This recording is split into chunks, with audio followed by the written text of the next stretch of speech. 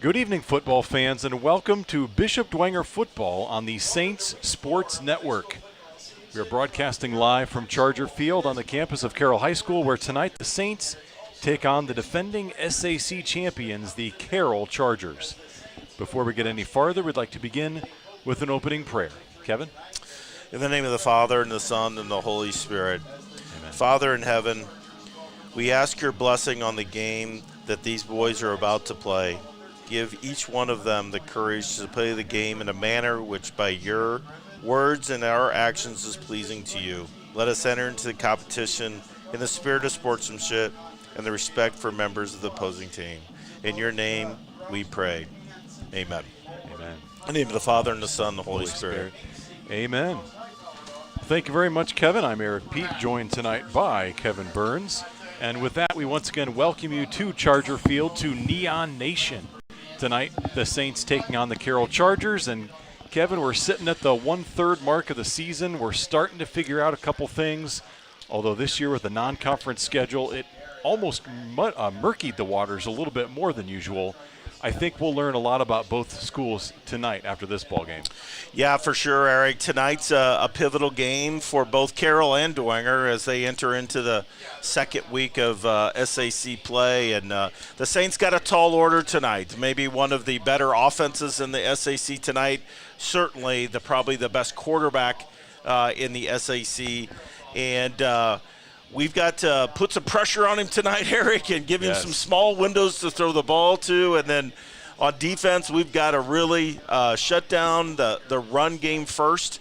Can't let Starks get outside. He's a very talented running back. At the same time, one thing you could do with a good offense is keep him off the field, and hopefully we can run the ball a little bit and control the game on the ground here tonight. Well, you mentioned a couple of the main names there we'll be talking about. Nate Starks, the junior running back, and Jimmy Sullivan, the junior quarterback, both in their second year as starters. They burst onto the scene last year as sophomores and just dominated at a very high level. Starks rushing for over 1,100 yards, Sullivan throwing for over 2,200 yards, and really behind those two, riding all the way to the state championship game in Class 6A. After going undefeated in the regular season. So we'll talk a lot about this program and the success they've had throughout the broadcast. But as you said, Kevin, very tall task indeed facing the Carroll Chargers. The Chargers come into the game with a record of 2-1. The Bishop Dwenger Saints on the other side coming in with a record of 1-2, and that one win coming last week against the Northside Legends. So you saw it right here on the Saints Sports Network. Dwenger beating Northside 21-12, their first victory of the season. And I would say there was a turning point in the second quarter, Kevin. Bishop Dwenger was 0-2. They were staring at a 12-0 deficit after the punt return for touchdown by the Legends. And, instead of mailing it in, they showed a lot of grit and resiliency, two words that Coach Garrett likes using with this ball club. But they were able to not only rally for victory, but ending the game with 21 unanswered points. Yeah, you don't often see the Dwenger get a blocked punt against them. Right. Usually that's on the other side where we're doing that. But, yes, I think that play, Eric, where Carter Minix made a little stop and go and Ethan Springer hit him right in stride. And I think that, in my opinion, was the pivotal play of the game, if you want to call it. And from that time on, the Dwenger defense didn't allow another point, and the offense was very efficient in the second half, just grinding yards and using the clock to their advantage, and really dominated the second half. And I think it gave them a lot of confidence coming in tonight. And I am anxious to see how the offensive line will respond again tonight to a Carroll defense that may not be as good as they were last year. That was a very talented defensive team, but this defense that Carroll has playmakers all over the field. And I'd have you watch the one. His name is, if I say it right, I butchered it in the first time, but he's number one, and he's on the Pazetsky, and he is all over the field. And a lot of times in the video that I saw, he is double teamed quite often. And then watch for Brandon Steele. He had an unbelievable game against us last year, both defensively and offensively. And those are two to watch tonight on the Carroll defense. Yes, Ashton Pisetsky. That's the young man you were talking about. Practice that all afternoon. Well, I wish it showed, Kevin, but Carroll Chargers running onto the field, and Pisetsky, as you talked about, a senior 6'2", 220 defensive lineman, and he is all over the field. Led the team last year, and we talked about how good of a defense that was last year. He led them in tackles for loss, in sacks. He racked up 12 sacks a year ago. And here he is back this season as a senior, unquestionably the anchor of that defensive line. And the Saints, if they want any hope of success tonight, are going to have to know his number. He's number one. He's easy to spot. That's right. Stopping him is another challenge, though. So that will be a tall task for Dwenger. On the other side of the ball, when you talk about the Saints offense, a couple players really coming into their own last week. We saw Carter Minix finally getting a chance to get some quality touches, breaking loose a little bit. And it wasn't only that play, the stop-and-go play down the sideline. He had another huge catch around midfield that was a contested catch in traffic en route to Dwenger's third and final game-clinching touchdown.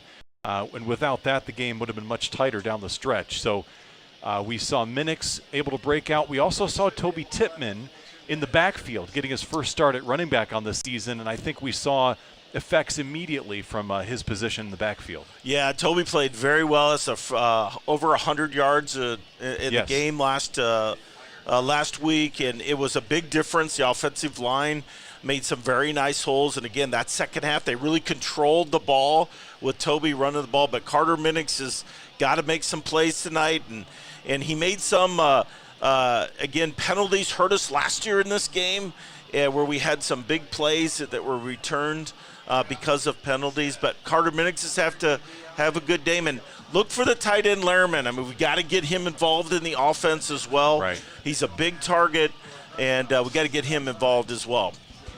Well, I'm almost ashamed that it took me 4 games to mention my favorite stat, Kevin. But all last year I would hearken back to this stat. In the 6 years that Coach Garrett has been coach of this team, Bishop Dwenger, their number on defense is 14. If they hold their opponent to 14 points or less, they are 40-1. 40-1. If they allow more than 14 points, they're 9-15. It is such a stark difference. Now, I don't expect the Saints to be able to hold this Carroll offense to 14 points tonight. But the point being, once you get into that high-scoring affair, it puts a lot of more pressure on the Bishop Dwenger offense to kind of keep up in one of those shootout-style games. It's not the style that the Saints would prefer playing in, but they're going to have to do that tonight if they want to keep up with Carroll. Yeah, they've got to be very efficient on offense tonight, and sometimes efficiency, maybe not scoring, but they've got to move the ball. They've got to make sure that field position changes. Keep that Carroll offense and their good quarterback and running back off of the field. And on the defensive side, we can't give up a big play. Keep everything in front of you. Make them earn every yard, but we cannot give up big plays as we've had in those first couple games where we, let people get behind us. But we cannot give up big plays tonight. Keep everything in front of you and tackle tonight. Absolutely. It's really interesting when you look at this matchup, Kevin, especially over the last several years. Dwenger leads the series 10-5 all time. Since Carroll entered the SAC back in 2015, it's been dead even, 4-4. And we've seen some classic battles between them. The Saints had won 3 games in a row, but Carroll has claimed the last 2. And last year, it was 31-0 here at Charger Stadium. And, of course, we all remember well that was the game where Sam Campbell went down in the second quarter. He was injured. Braxton Burmis, as a sophomore, had to come in and really take over the offense for the second half of the season. And that was a game that Bishop Dwenger, despite the final score 31-0, they had chances. They were down 13-0 at half, and they had traveled deep into Carroll territory 3 times and had nothing to show for it. The first time they had a touchdown called back by a penalty. The next drive down, they got down to the 12-yard line, but then, again, penalties backed them up. They had to punt. And then their last trip down, they threw a pick in the end zone on the last play before halftime. So it's plays like that. If you are Bishop Dwenger and the margin for error is very small against a team of this caliber, you can't come up empty that many times. Yeah, they always talk about when you get in the red zone, we got to get touchdowns, not field goals. Right. And last year, we got down to the red zone and didn't get anything either way. And so we've got to be efficient on offense. I can't say that enough. They've got to move the ball. And certainly when we get in the red zone, whether it's a field goal or a touchdown, we've got to take advantage of that and get some scores here. We are set to go at Charger Field. Carroll set to kick things away. Dominic Dempsey puts the ball end over end into the air and takes Carter Minix back into the end zone for a touchback. And Eric, you know, this world that we're in today where you've got people moving from schools to schools, it's got to be maybe a little bit different game for our quarterback and Ethan Springer being, that's right, you know, coming over from Carroll last year. And so it'll be interesting to see how he performs tonight. Coming back to his old school. All last year, Springer was the backup for Jimmy Sullivan. Saw some limited action in relief and actually saw a good deal of action in the fourth quarter of the state championship game, throwing that touchdown. First down, it is a handoff and up to the 25-yard line. On first down, that is Carter Minix across the formation and through the middle. Yeah, and they're getting Carter involved right away. Here was a little motion and a handoff to him and a good hole by good start. Up 5 on first down, 2nd and 5. I formation for the Saints. Springer hands it off. Dwenger not having maybe the size as some of the bigger schools and bigger opponents. Will they be able to move the ball at the line of scrimmage? First down rush. Tittman picks up a couple, and the Saints up close to the midfield stripe. Yeah, anytime that Dwenger comes out in this, two fullback position here, their safeties come up and leave one deep, so it's kind of just power on power when that formation's in there. Toby Tittman out to get a blow, replaced by Gus Tittman, the sophomore. 3 backs again for the Saints on 2nd and 7. Play action, Springer goes, looking for Garrett. He's got him across the 35-yard line. Completion, I'm sorry, not Garrett, Ben Stegmeyer. Yeah, really good throw by Ethan, and this is what you can do when you have a good run game like this and everybody's up on the line. Good play action fake, good route by Stegmeyer, and a good throw there by Ethan. They'll mark the ball at the 34-yard line. Saints on the move into Charger territory. This is kind of where we were last year, Eric. We moved the ball down and got down into this area. So interesting that we're doing it again. Oh, Toby good hole Tittman there. straight through the middle. A lot of running room, and he's all the way down to the 25-yard line. 2nd and 1 upcoming for the Saints. Good lead ISO there with 2 fullbacks coming through and Toby following through. Good surge by the offensive line. An entire playbook open on 2nd and short. We'll see what Coach Garrett dials up. They'll stick with the power formation. And why not? They've had success. Here's Springer, hands off to the up man. That looks like it was Trent Tittman. He is inside the 25, and that's good for another first down. Yeah, keeping him honest with the fullback dive. He got needed 2 and got 3. Good job again by the Saints offense there. When we talked about efficient, this is what we're exactly wanting here in the first quarter. Bishop Dwenger on the doorstep. 7:53 to go in this opening quarter. First possession of the ball game. Springer under center. Pitches back around the left side. And this time the Carroll defense is there to string it out and tackle Tittman after a short gain. Yeah, really good pursuit there. One of the inside linebackers, Cameron Lentz. He did not start last year, even though he's a senior. He's kind of waited his time. He had a heck of a game against Warren Central, and he tracked Toby down that time. But a good, still 3 yards, good positive yards down here in the red zone. Saints stick with that same formation. Here is Springer under center yet again. Toby tries the right side, cuts it back inside, and that's a nice pickup of 5. It's going to be another third and short. There is some slobber knocking going on down there. The fullback's taking people out. Really good job here by the Saints, being very physical with the Carroll defense right now. And I'm not sure the Carroll defense was expecting Dwenger to come in and try to run the ball right down their throat.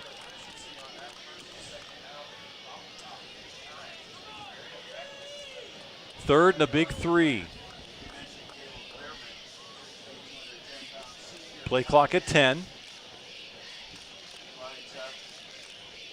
Springer hands it off. Trent Tittman through, keeps the legs churning. He's inside the 10, and it's 1st and goal, Saints. Yeah, good quick opener there. Trent got the ball quickly and grinding his legs there. Good job moving the sticks there. And that's one of those plays, Kevin, as quick as Trent Tittman grabs the football, the hole is there even quicker. It's just unbelievable the way the offensive line is able to open that up immediately. Yeah, they're exploding off the ball right now, and we're inside the 10. 4 downs, I would bet, to get a touchdown here. First down, Toby Tittman. He is wrapped up behind the line that time, and they'll give him forward progress back to the 7. Going to be 2nd and goal. Yeah, good blitz there by Cameron Lentz again, and shot the hole and got him that time. 2nd down here. Again, let's be consistent. We want to get points out of this. I guess is what I'm saying, Eric. Saints have already taken up over half of the first quarter here with this opening drive. 2nd and goal from the 7. Springer pitches back. Toby left side, and he is tripped up. Excellent penetration that time by Braden Steely. Found his way into the backfield and tripped up Toby. Yeah, and Toby's down right now, so let's see what happens here. But good play by Brandon Steely there coming up, taking the fullback out. So medical staff onto the field. Toby is able to get up under his own power. That's a good sign, but looked like he's in some pain. Actually sits back down now. We're going to step aside as they attend to Toby Tittman. Take our first break of the night. You're watching Bishop Dwenger football on the Saints Sports Network.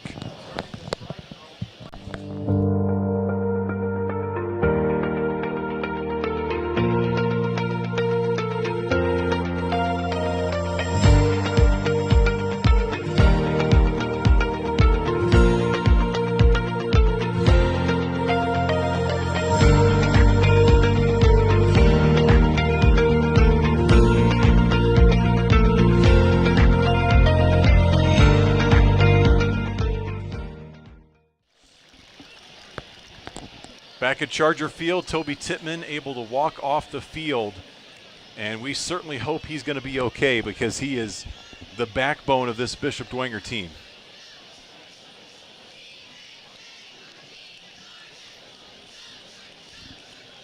So the Saints back to the line. They'll be without Toby on this 3rd and goal from the 7.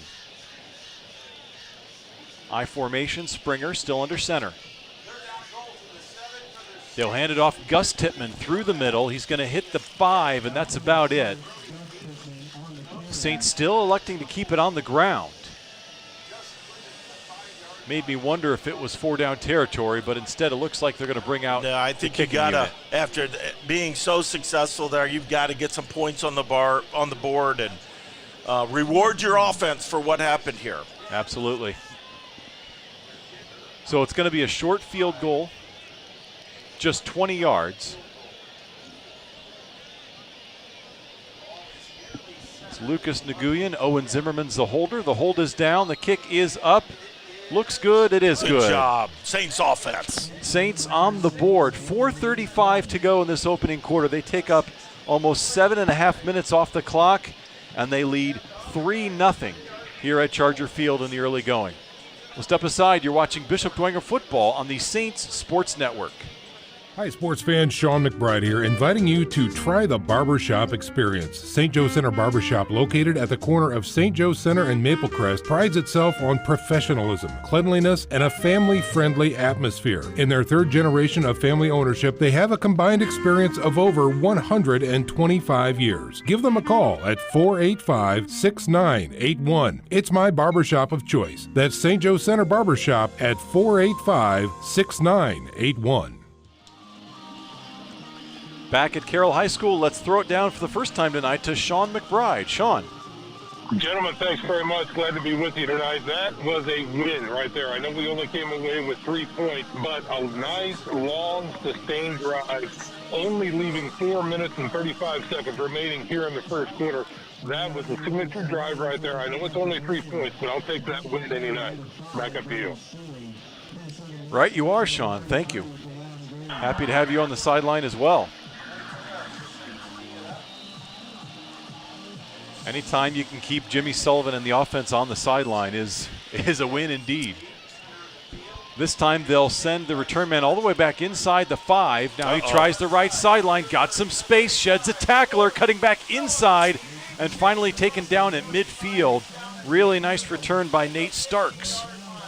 Yeah, good blocking again on the kickoff return there for the Chargers, and good field position. And it's not how you want to start your first defensive series, but the real test tonight to me, the thing to watch on television is if our DBs can stay within close to these receivers, because right. if there's space there, this quarterback can put it on the numbers, whatever you want to call it.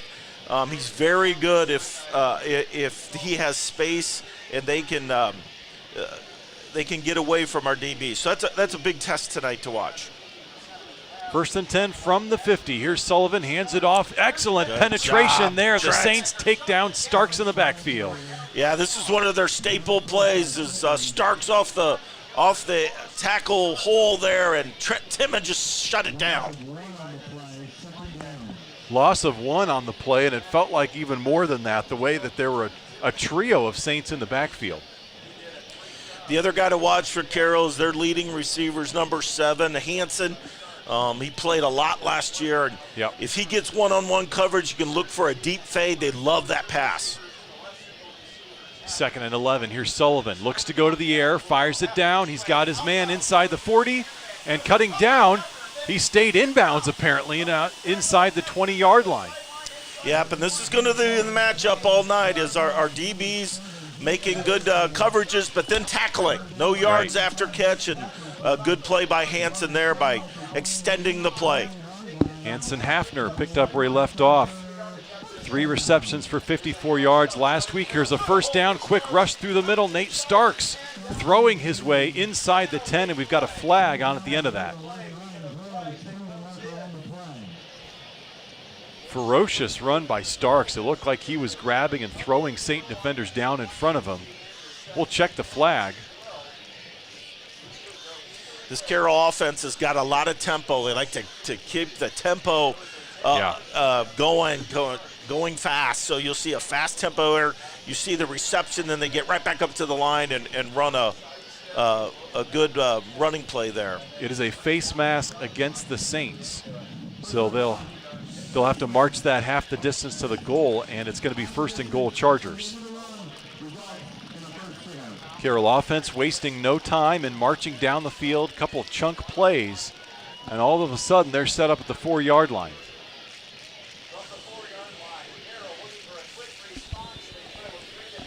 Can the Dwenger defense stiffen up here inside the 5? Here's Sullivan, hands it to Starks, looking for a hole, will not find it. Yeah, really good job by the Saints defense then again. They love this playoff tackle, and this time they went to the left side, but Lozado and a host of Saints shutting it down there. Good job on first down inside the 10. Yep, Christian Lozada had 2 tackles for loss and a sack last week against Northside. Chalk another one up for him right there. 2nd and goal from the 7.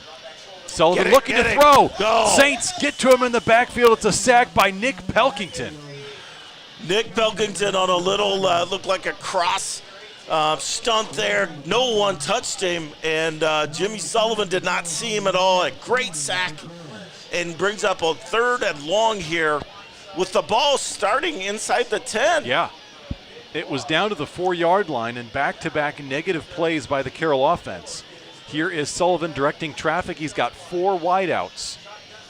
Now man in motion. Looking to throw. Sullivan's got time, throws it, and it is beyond the hands of the intended receiver. He was looking for Jaden Van Pelt. And now it's going to be 4th and goal, so they'll bring out their kicking unit. Great job by the Dwenger defense there. Ball inside the 10. They put the big wall up and force a field goal attempt here. And good pressure there by Ellinger, number 23, coming in there. Made the quarterback throw it quick. So they'll line up for the kick attempt.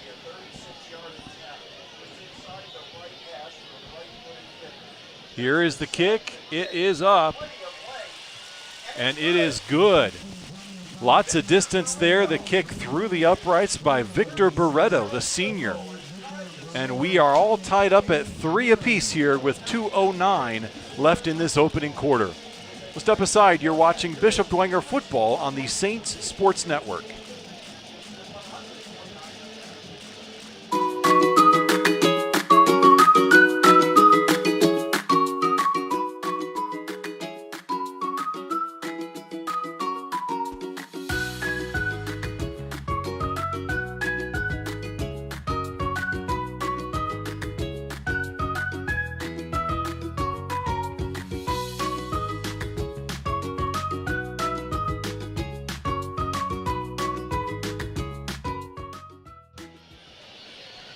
Bishop Dwenger is celebrating 60 years of Catholic school excellence. To celebrate 6 decades of shaping Saints, we have many special celebrations coming up throughout the year. Check out our website and follow us on social media for all the details. Well, we are all knotted up at 3 with 2:09 left in the opening quarter. And those 2 drives couldn't have looked any more different from each other. But at the end of the day, Kevin, it's all even. You're right. It's what they both do best, right? Yes, exactly. They're going to their strengths. Carroll had the huge return up to midfield, a couple big plays, and then the Bishop Dwenger defense up to the task, forcing them from the 4-yard line all the way back to force a field goal attempt, and Barreto boots it through. After the touchback, the Saints offense returns to the field. They'll set up shop at the 20. Again, 2:09 in this opening quarter. So almost the entire first quarter is done, and each squad has only seen the ball once. Again, if you're the Saints, that's the way you'd like to keep it. Minimize the possessions, limit the amount of time that Jimmy Sullivan and that offense is out on the field. Totally agree, Eric, and we'll see what the Saints can come up here in their second series. Back to the eye.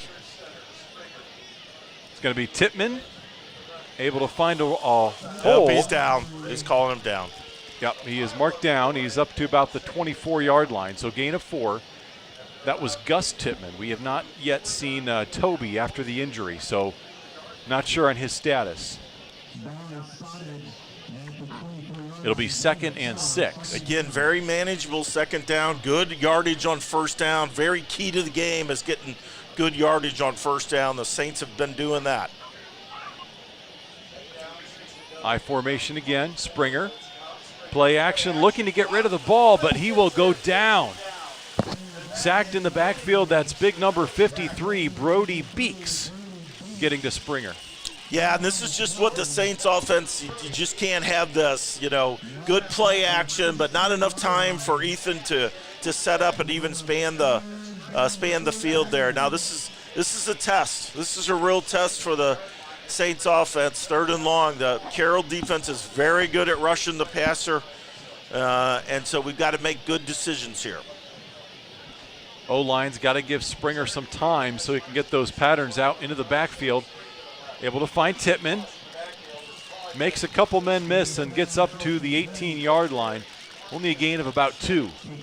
And that's going to be a quick 3 and out for the Saints.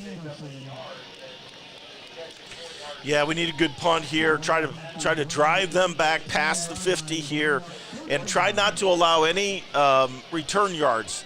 Brandon Steele is an excellent returner, and we got to contain here. Braden Aguirre at his own 2-yard line. And it's going to be a fake. He's going to have to run around the left side. Will not get anywhere near a first down. And there's the flag. There is the flag. It looked like a helmet-to-helmet hit on the sideline, and that is going to be enough for a Saints first down. We'll wait for the call, if that is indeed the call. That was not a design fake. It was a necessity because the Carroll rush came in off of the left side, and he could not get rid of that football. Had to tuck it and run, and it is. It's a hit to the head, helmet to helmet against the Chargers, and it's going to be a fresh set of downs for the Saints. Huge turn of events.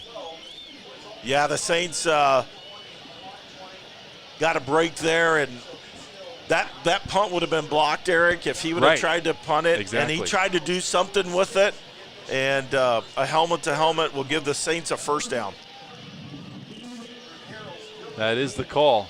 And it's the right call. I mean, it was a helmet-to-helmet. It was right there on the sideline. It could have been a late hit as well. I mean, he was out of bounds as well, but it was head-to-head. So the ball is marched up to the 36-yard line. Saints given new life here on this possession. We'll see if they can take advantage. 13 seconds left in the opening quarter, and they come out with the eye. It's a reverse to Minix. Then the edge was cut off. He had to cut it back inside, able to pick up a yard or two. Yeah, really good job by the Carroll defense. They were not fooled by that. Outside linebacker stayed at home, and actually Carter got 2 yards out of that, and there was nothing there. And that's going to bring us to the end of the first quarter. We are deadlocked at 3 apiece here at Charger Field. You're watching Bishop Dwenger football on the Saints Sports Network. Worco was founded in the late 1960s by my grandfather and a couple of his business associates, and my dad was the president from 1977 till 2010. Our philosophy is if you're not moving forward, then you're going to get left behind. For that reason, we became the pioneers of robotic orbital TIG welding, automated pressure welding. As a family-owned and operated business, we realize that our employees are our most valuable asset. We've invested heavily in them throughout the years, and they've given a lot back to us and to our customers in providing a high-quality product. Back at Charger Field, we'll send it down to Sean McBride. Sean? All right, guys, just an update on Trent Tippmann, number 7. He's got his gold helmet back on. They taped up his right arm, and he's flexing and working it out. We anticipate him coming back. I don't know if it's going to be in the next series or not, but he's going to see the field again tonight. Back to you. Awesome. Thank you, Sean. Appreciate the update. Good news for Dwenger fans right there. Saints facing a 2nd and 8. Another I formation. They'll hand it off, and going nowhere, Gus Tippmann is taken down in the backfield, and leading the charge that time looked like Cameron Lentz. Yeah, Cameron Lentz, and also number 4, Ethan Tranquil as well. There was a good run blitz there by the Carroll Chargers, and again, we got a 3rd and 10 here. This is key. Again, the Carroll defense is excellent at pass rush. Just spreading them out here. Yep, 4 wide. Needs 10 yards. He's got some time to throw this time. Zings it out. It's caught at the 42, but dropped right there. Nice pickup of 6, but well short of the first down, connecting with Xavier Garrett. Yeah, the Carroll Chargers only rushed 3 that time, put everybody back in the defensive backfield, and good throw and catch, but just not enough for the first down. That'll bring out the punting unit for Bishop Dwenger. Now, we saw the rush get to Aguirre. I mean, last week he had the punt blocked. The week before that, he tried to do a fake punt down at Moeller and threw an interception. So it's been a bit of an adventure. This time, trying to get the ball away, cannot. It is blocked. Lentz is there to fall, or I'm sorry, Tranquil falls on it, and the Chargers are going to set up shop at the 36-yard line of the Saints. Yeah, not good special teams play there. And the Carroll Chargers are going to have really good field position here. We got to figure this out, Yeah. Eric. I mean, this is just not normal special teams for Dwenger, and certainly we have an issue with the timing and the snapping and the blocking. Well, the penetration, I mean, there could have been three. Any one of those three blue jerseys in the backfield could have gotten their hands on that one. So here is Sullivan, 1st and 10. Fakes the handoff to Starks, hooks up with his man just inside the 30-yard line. Gain of 7 on 1st down. Hey, good sign. Toby Tittman coming in here on defense, so good to see that he's back on the field. Hafner on the reception for Carroll. Quick up to the line. It's going to be a handoff. Starks through the middle, pushing that pile inside the 25 down to the 23-yard line. Yeah, this is where your defense has got to get set. They're on tempo right here. This is what they love to do, is keep this ball rolling. Well, and this is how they scored 78 points last week against Southside. Just run, run, run, run. So motion there, no flag though. 10 minutes to go in the second quarter. 1st and 10 Chargers. Oh, and Trent how Tittman. about that? Trent got there almost as soon as the ball did and throws Starks down for a big loss. Excellent job by Trent Tittman, finding the hole and busting through there and making a great tackle. That's a loss of 4. Tittman ready for that play. Here we go on 2nd and 14. Sullivan down the sideline, single coverage. Hafner, he's got the catch, or does he? The ball Touchdown. comes out. They call it a touchdown. Yeah, they love this play. Anytime he gets one-on-one coverage on the outside, they did a lot of this last year. A little fade pattern to him, and great catch and touchdown for the Chargers. Ball came out after the play, but they said he already had the touchdown. So 6 points on the board for the Chargers. Hafner is the leading scorer, the leading touchdown receiver for this squad. Brady Road technically has more yards, but Hafner leads the team in touchdowns. That's his 4th of the season.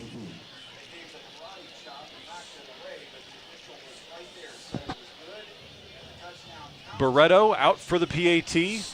Gets that one up and good. 9:24 on the clock until the halftime break. Your score, Carroll Chargers 10 and the Bishop Dwenger Saints 3. We'll be back after this. You're watching Bishop Dwenger football on the Saints Sports Network.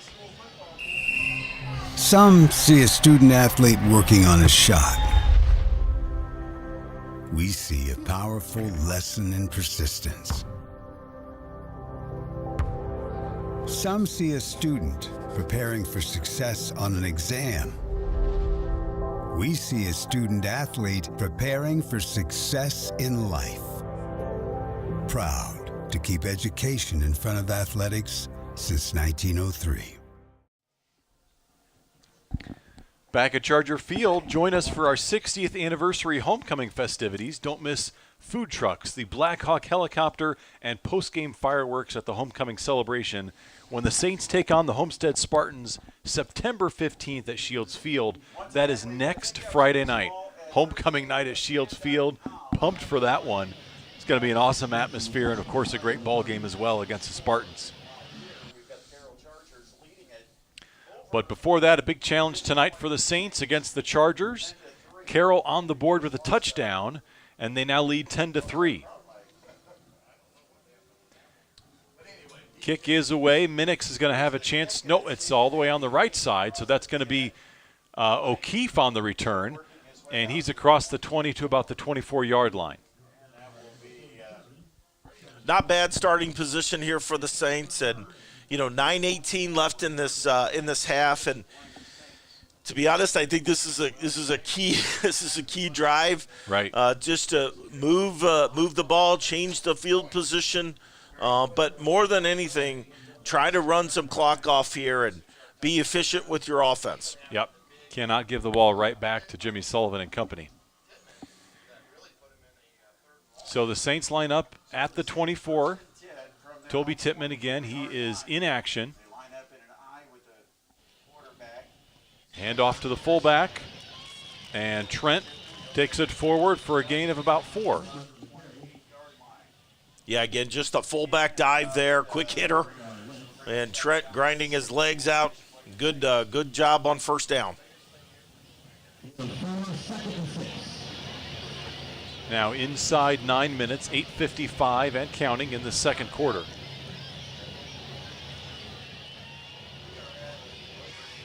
Saints, their third offensive possession of the ball game. Their first possession, they marched all the way down and kicked a short field goal. Toby Tittman tries the left side this time, and he is taken down. There is a flag on the play. Yeah, Cameron Lentz again, number 9, doing a great job. Took on the blocker this time, wouldn't let Toby get outside, so good defense on the Carroll Chargers that time. Saints say this one is against Carroll, and it is, a face mask. Well, so far, advantage Dwenger on the penalty front, and that's good news after last week. No kidding. Last week, it's not often that we lead on the penalty side, so this is good. But it looked like maybe only a 5-yarder, but. Yeah, they just add 5 yards, so. Yeah, they're going to replay second down. Instead of 2nd and 4, it's now, I'm sorry, 2nd and 6, now it's 2nd and 1. Split backs for Dwenger. Here is Springer. Hands it off, another nice power run by Trent Tittman, and that is a nice pickup for a first down.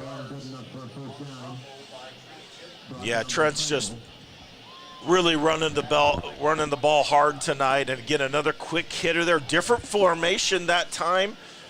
With the fullback straight ahead, but gets the first down. Coach Garrett knows he's asking a lot of Trent and Toby, who are 2 very important players on defense, going both ways. But these guys are well conditioned. They're up for the challenge. Ball on the 37-yard line.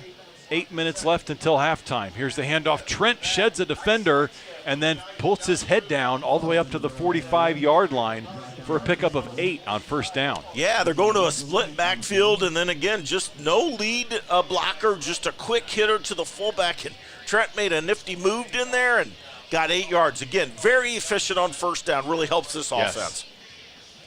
Little stutter step made a Carroll defender fall down at his feet. And then the one thing you'll say about Trent Tittman, he knows how to finish runs. Yes, he does. He is always turning his legs, always falling forward to gain that extra yardage.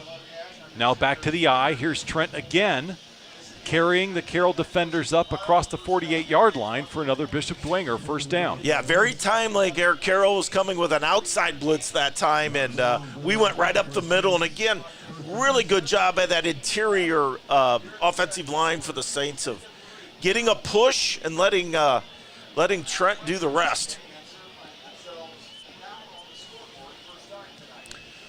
I am very encouraged by what we're seeing here, Eric, with the offensive line for future games. What we're planning to do, or what they're, trying to do. They're doing very well tonight. I agree with you 100%.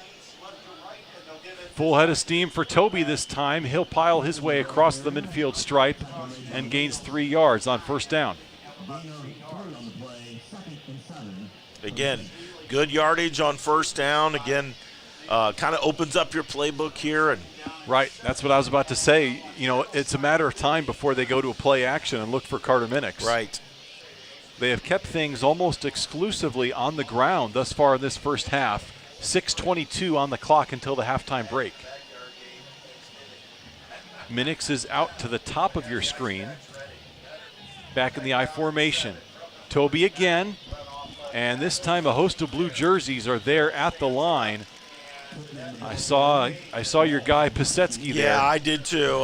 He closed that one down. He's a tough defender, 6'2", 220 pounds, very quick as well, and good job that time. And this is a key third down here with just under 6 minutes here left in the half. If we can get a first down here and move this thing well into the Carroll's territory, it'd be a good thing.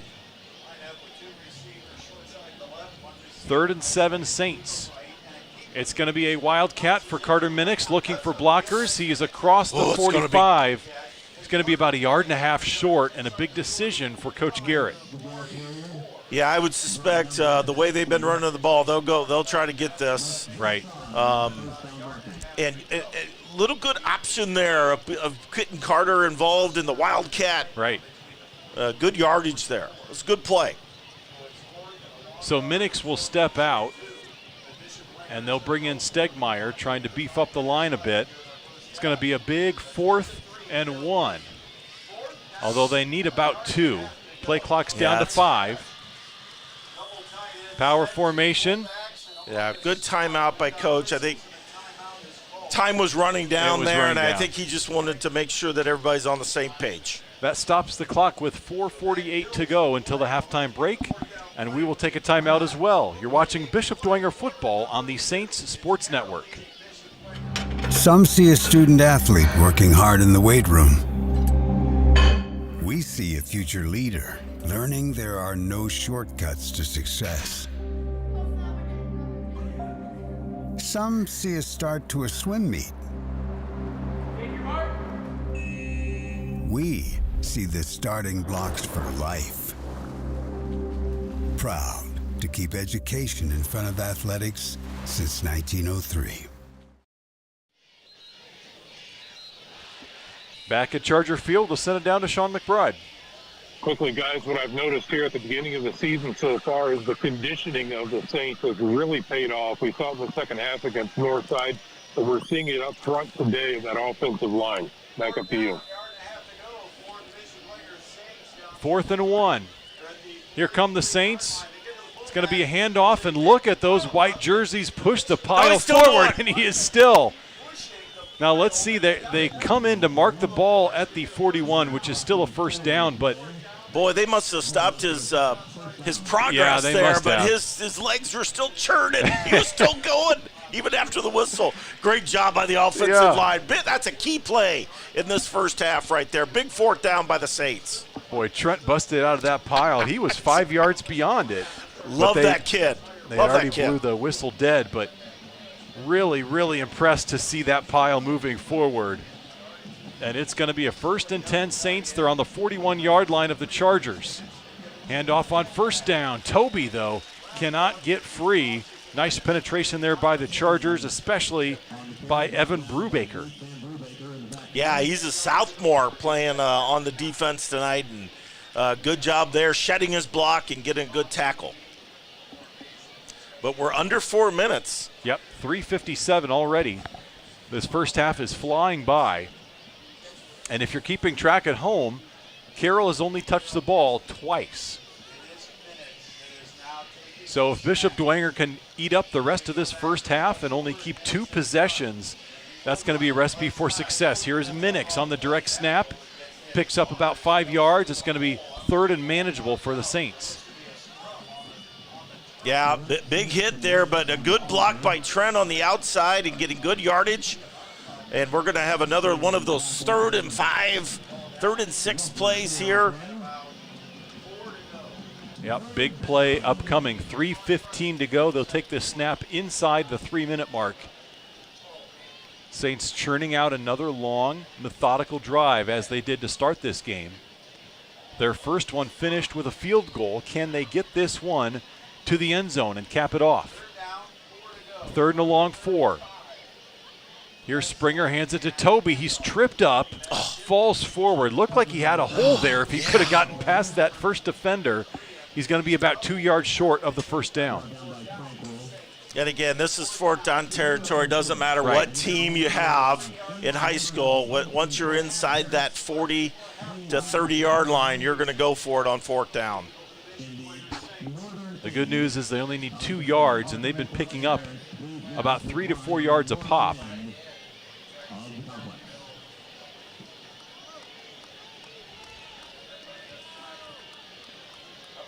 Stick with the same formation, and looks like Garrett might call a timeout, and he does. That's good.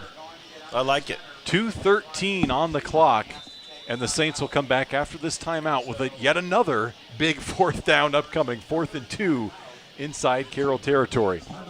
We'll step aside. You're watching Bishop Dwenger football on the Saints Sports Network. Tippmann Group is a family-owned business that's proud to call Fort Wayne home. We build cold storage facilities all around the United States, run one of the largest cold storage companies in the nation, and lease office space in Fort Wayne, like inside the Lincoln Tower. Hi, I'm John Tippmann, president of Tippmann Group, and our family has been part of the Bishop Dwenger family for many years. We are a proud supporter of Dwenger Athletics. Go Saints! Back at Charger Field, big fourth down for the Saints. Stop me if you've heard that before. They converted one on the last series. They need to get this ball to the 31-yard line. Here we go. It's Trent bouncing off one, bouncing off two, falling forward. He might be short. I think that's a bad spot. It looked like he fell forward down to the 31. They marked the ball. Well, now they pick it up. Wow. Yeah. They just picked up the ball and moved it back a yard, Kevin. You don't see that very often. No. I mean, they went to their bread and butter. It's what they've been doing all day. Just didn't get the surge. I thought he got it on the second. Second or third effort. And but this is key for our defense here. You know, your offense, that's what we talk about efficient. Like, they took a lot of time off the clock. Right. Moved the ball. And this is where your defense has to come up and not let this Carroll Charger offense go down the field. Well, it's like you said, it's great to eat up that clock, but hearkening back to the matchup against Carroll last year, if you do it and still come up empty on the scoreboard, it's going to be tough to hang with these Chargers. First and 10 and 2:08 on the clock until the halftime break.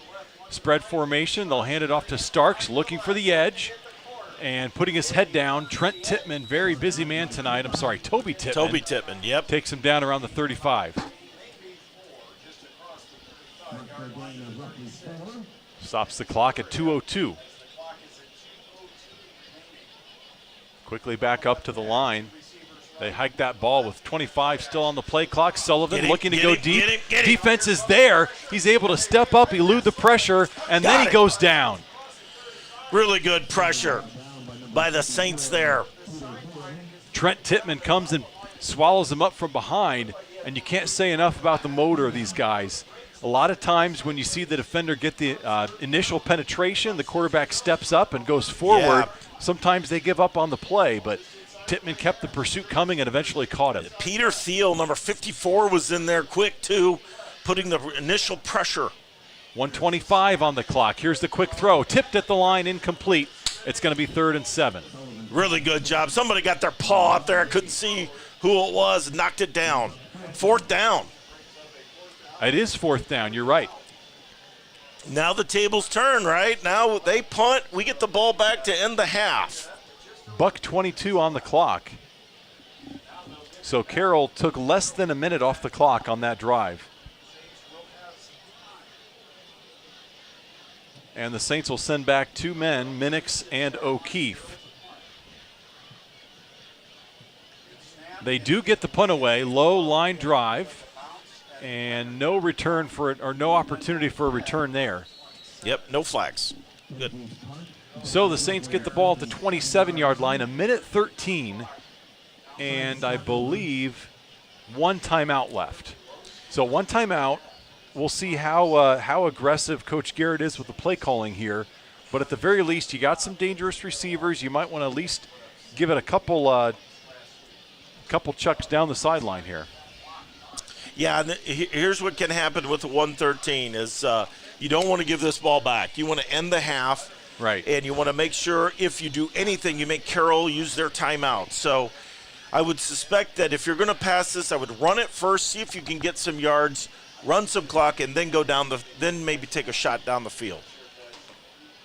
They'll start with the trips wide receivers, and then the handoff goes nowhere. Yeah, let's see if Carroll takes a timeout here.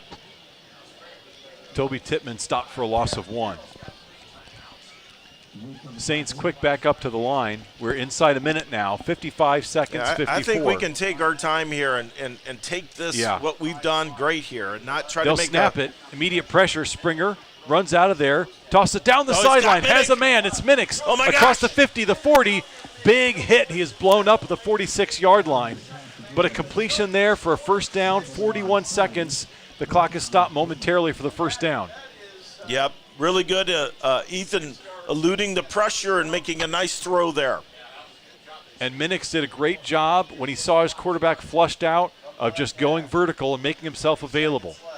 Springer looks to throw again. He's got a lot of room over here. Oh. And misfires looking for Minix across the formation. Clock stops with 28 seconds left on the clock. Yeah, there was good coverage by the Carroll secondary there. Really nowhere to go and created some time, but again, just nobody open that time. So the Saints have moved the ball into Carroll territory. They've got 28 seconds, and they still have that one timeout. So some time to operate. At this point, the entire field is in play. And Carroll traditionally plays two safeties deep, kind of the old Tampa 2, they called it.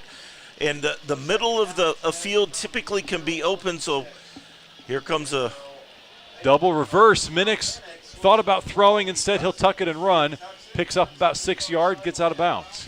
Yeah, good job again. Nobody fooled on the secondary. They were trying a little reverse double pass there.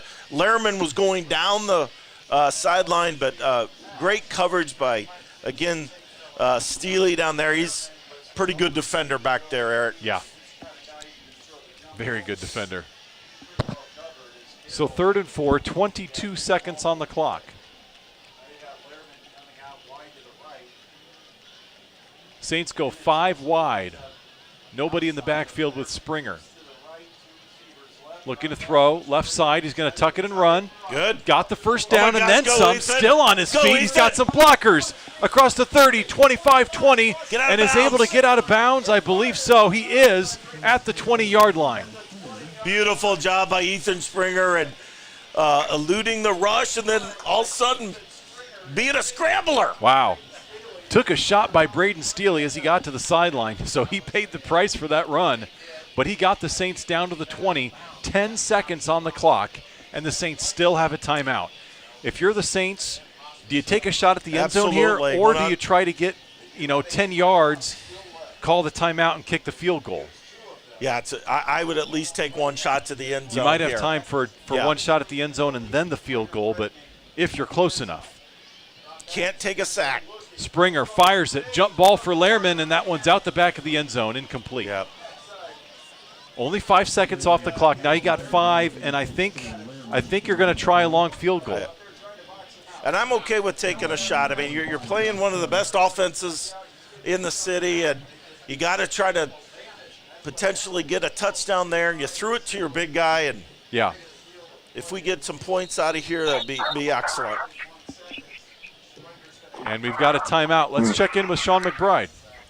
Yeah, I tell you what, guys, great opportunity here for the Saints. And looking at the sticks, he's got the wind with him. So if Wynn is lining this up, he's got an excellent shot here. We really don't know how strong of a leg he's got, but they've got an excellent opportunity. How about Ethan Springer? I tell you what, he's got some fantastic situational and awareness and some good vision down the field to put him in a position to get right back in it here at the end of the first half. So hats off to the quarterback for the Saints.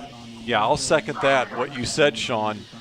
Springer might not be the biggest or strongest or fastest guy out on the field, but his decision-making has been impressive. And, just looking to make something happen on every play. And that play, really the first time we've seen him in that scramble mode where he's picked up a big chunk. So the Saints will line things up from the 27-yard line. So it's going to be a 37-yard attempt for Nguyen.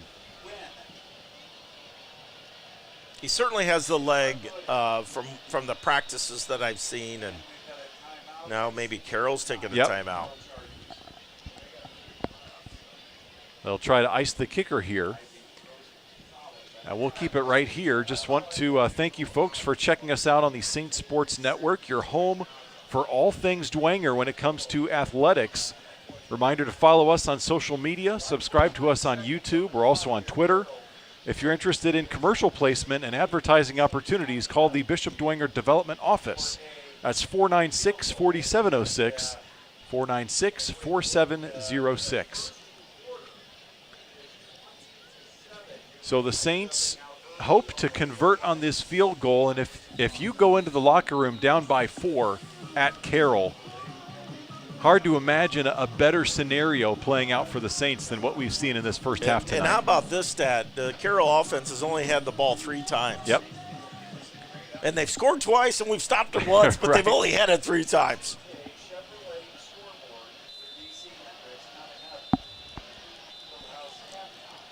Well, they'll line things up, and now the officials. Well, we were looking at one of the fastest halves that we've had until the very end here, where everybody's taking their timeouts. Now, are you allowed to take 3 timeouts in a row is the question. Carroll burns another one. They still have 1 left. Be interesting to see. Well, folks, we'll be back home next week at the friendly confines of Shields Field for homecoming. That's against the Homestead Spartans.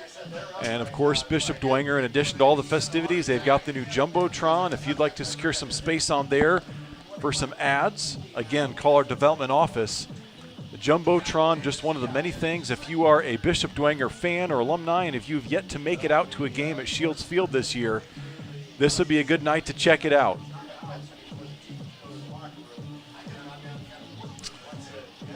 Five seconds on the clock. And what we believe will be the final play of the half. Can the Saints pull to within 4?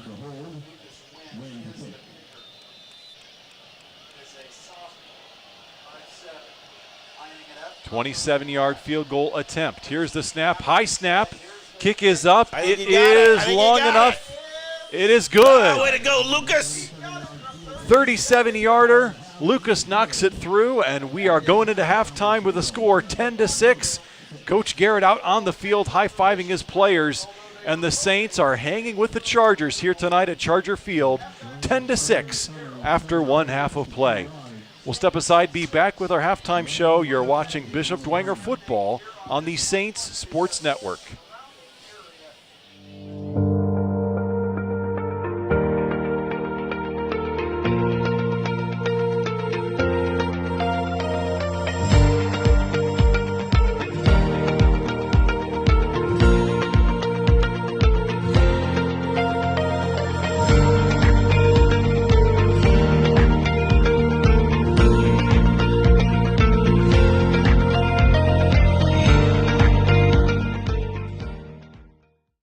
Hi, sports fans. Sean McBride here, inviting you to try the barbershop experience. St. Joe Center Barbershop, located at the corner of St. Joe Center and Maplecrest, prides itself on professionalism, cleanliness, and a family-friendly atmosphere. In their 3rd generation of family ownership, they have a combined experience of over 125 years. Give them a call at 485-6981. It's my barbershop of choice. That's St. Joe Center Barbershop at 485-6981.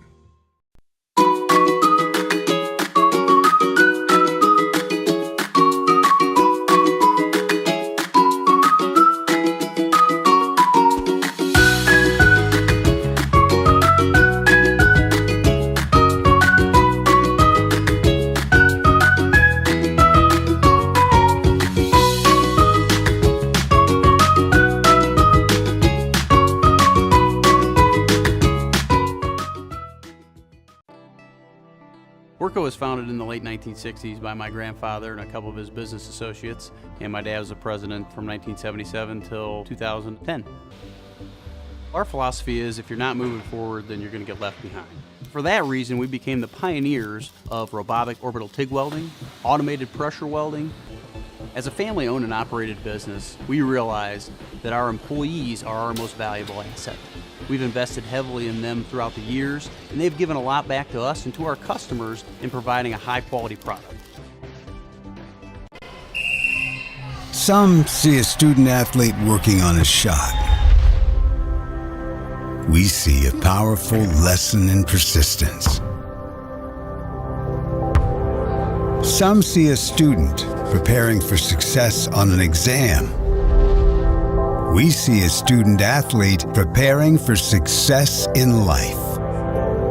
Proud to keep education in front of athletics since 1903. Some see a student athlete working hard in the weight room.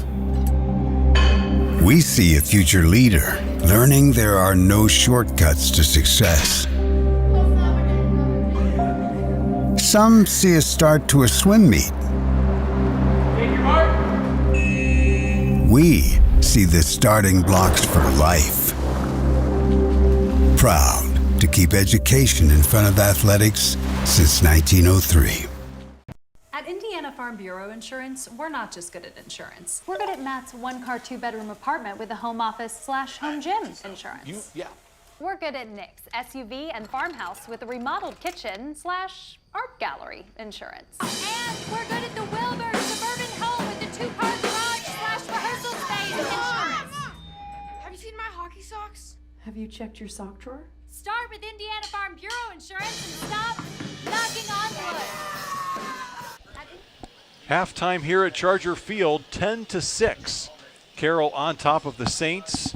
If you're a betting person, I don't know if this is the halftime score you expected to see here at Charger Stadium, especially 1 week after the Chargers put up 78 points on Southside. But I don't think they might not have expected the line play, especially down in the trenches, that the Saints have had tonight. By far and away, the most impressive thing we've seen. No doubt about it, Eric. The offensive line for the Saints has just been excellent tonight, and I got to give them some shout-outs so far here. Yes. You know, you've got, I'll include Caleb Lehrman in there as the tight end, but Wyatt Tittman and Joseph Schenkel, Max Brinker, John Paul Henry, and Andrew Trahan, they have just been just excellent tonight. And when you add in the fact of how hard Toby and Trent and the rest of the backs are running, it's really been a recipe of success for the Saints. And if you had to draw up a game plan, Eric, to try to limit the Carroll offense and control the ball, and the only thing they didn't do is score a touchdown. That's right. Outside of that, the offense was pretty dang good. They had over 100 yards rushing, 119 yards rushing. And again, Ethan, they're not asking him to stand up there and throw the ball 20 times, but he was 4 or 5 and managed the passing game very well. So good job by the Saints offense in this first half. Yep, really impressive. The run game has been effective. Toby Tittman, Trent Tittman. We've seen some Gus Tittman in there. We've seen Carter Minix taking the snap, from the wide receiver spot coming across the formation. We've also seen him line up in the Wildcat. So the Saints, mixing it up a little bit, but still sticking mostly with the run game, and it's been effective against this Carroll squad. And, I think this is when we can start to see the effects of those week 1 and week 2 against those really, really big team, Brownsburg, Moeller, where the Saints have been severely outmatched in the trenches. They're taking their bumps, but they're getting the experience they need. And, it's weird to say this, but out of the 4 opponents Bishop Dwenger has faced, Carroll is probably the number 3 team out of those 4, in terms of talent level. And that's what you get when you schedule such high-caliber non-conference opponents. And when you get to play even the big dogs in your own conference, it's kind of that been there, done that mentality. Correct. And what they saw those first 2 weeks, and now you come to Carroll, and it's, they've seen this, right? Or it might not even be what they've seen. And that offensive line confidence last week, Eric, in the Northside game, that second half, you just could feel it, right? You could just feel it almost that they were gaining confidence. And, man, are they playing well tonight? And they're not shy at all. They're not backing off, and they're taking it right to this Carroll defense. Yeah. Well, and as you mentioned, it goes beyond just this game. Regardless of the final score in this game, even if Bishop Dwenger can't pull it off against Carroll, the fact that they've been able to establish what they have on the ground in the trenches tonight, that's going to bode well down the season when they play some of those other opponents in the SAC. And then once they get to the sectionals and play in 4A, they'll say, hey, we've seen bigger and stronger and faster opponents, and we've been able to exert our will up front at the point of attack they'll have all that confidence heading into the tournament. Absolutely, Eric. And the other thing I want to say, and I've been on them a lot about, penalties and stuff like that, but, turnover-wise, we had one turnover, I believe, but hardly any penalties. And so, again, the discipline of the offense was really good this first half. And even when the Carroll Chargers were getting those big chunk plays on their first possession, we saw the Saints defense come up huge, push them backwards, and force them to a field goal. Yeah. So when you look at the Saints stats for defense, there's not a lot here because Carroll really didn't have much many times on the field, but you've got two big plays by Nicholas Belkington and Trent Tippmann twice getting tackles for loss. And so there's not a lot of tackles out there right now. There's not turnovers, but man, they've been efficient when they could, and they let one long drive or one short field drive there for the touchdown. And we don't have an official count on this, Kevin, I don't think, but I can't think that the Carroll offense has had more than 15 snaps tonight. I can't imagine that they have. That first drive, they got down into inside the 10 in 3 plays and then got pushed back and kicked a field goal. They had one other 3 and out, and then they had their touchdown drive with a short field that only took a couple plays. With the bad punt, yes. So you might be looking at 15 offensive snaps. I mean, that's just unreal. And you got to shout out for the place kicker, Lucas, right? And, 2 good field goals. So good special teams there on our field goal team, And honestly, if we can clean up the punt coverage a bit, that's really the one thing that the Saints have struggled a bit with tonight, trying to get that punt away. They've had 2 occasions. Once it was blocked, and another time Aguirre had to tuck it and run, and was a fortunate beneficiary of the penalty at the end of that run. But other than that, very, very impressed by the Saints' first half. So at this point, we're going to head it down to Sean McBride for his first half perspective. He's also got some scores from around the area. Sean, take it away. You bet. Thanks very much, Eric. Just also wanted to echo exactly what you guys have said. The Saints have game planned this match perfectly, and that's on the coaches. So hats off to the coaches again on offense. Long, sustained drives, keeping that offense off the field for Carroll. And they've been able to do that on defense, pressure the quarterback, get him out of his comfort zone, make him throw the ball quickly. They've been able to do that with their tackles for losses and sacks. So from a game plan perspective, well done to the coaching staff, but really it comes down to the execution. And you guys are talking about this, and the O-line for the gold helmets. The big uglies up front are doing everything right tonight. So, you can plan all you want, but if the kids don't execute, then all you have is a good plan. Well, the kids are executing tonight, so hats off to the Saints. They're right in this, and I think the scoreboard reflects that. And I think the Neon Nation is a little shocked right now. So hats off to the Saints on a good first half. Scores around the area. We've got a lot of different scores here. Some of them germane, some of them not really, but we'll start off outside where we've got Bluffton on top of Woodland 14-0. We've got Warsaw on top of Concord 7-0. We've got Central Noble, the Cougars 36-0 over the Panthers of Prairie Heights. We've got West Noble, the Chargers, on top of the Angola Hornets 28-7. A little closer to home, East Side 21, Churubusco 0. Adams Central 28, Jay County Patriots 0. And within the SAC, we've got Homestead 21, Northrop at 7. The Northside Legends 20, the Concordia Cadets 13. Over in New Haven, check that at Leo, we've got the Bulldogs sitting at 20, the Leo Lions at 13. Columbia City 35, Huntington North 21. Spider Panthers 21, Southside Archers 0, and nothing from Lures or Wayne yet, and nothing from Belmont and Norwell. So there's some scores around the area. We'll try and keep up to them best we possibly can. But that's the view from the sidelines as we get ready to take a look and listen is the Charger band during their homecoming presentation here. Back up to you, Jets. All right, thank you, Sean. You mentioned homecoming. They just announced the court, the king and the queen here, and now the band. Of course, the Carroll band, one of the best in the area. So fans, full packed house here on the home side of the stadium, and of course Neon Nation out in full force as they always are. You know, we talk about some of those scores. The game of the night, at least on paper, and I think it's playing out that way, is Leo New Haven. A lot of purple in that stadium tonight, but and 2 potential sectional. Yes, and that's what makes it extra interesting when you look at those teams in the sectional field.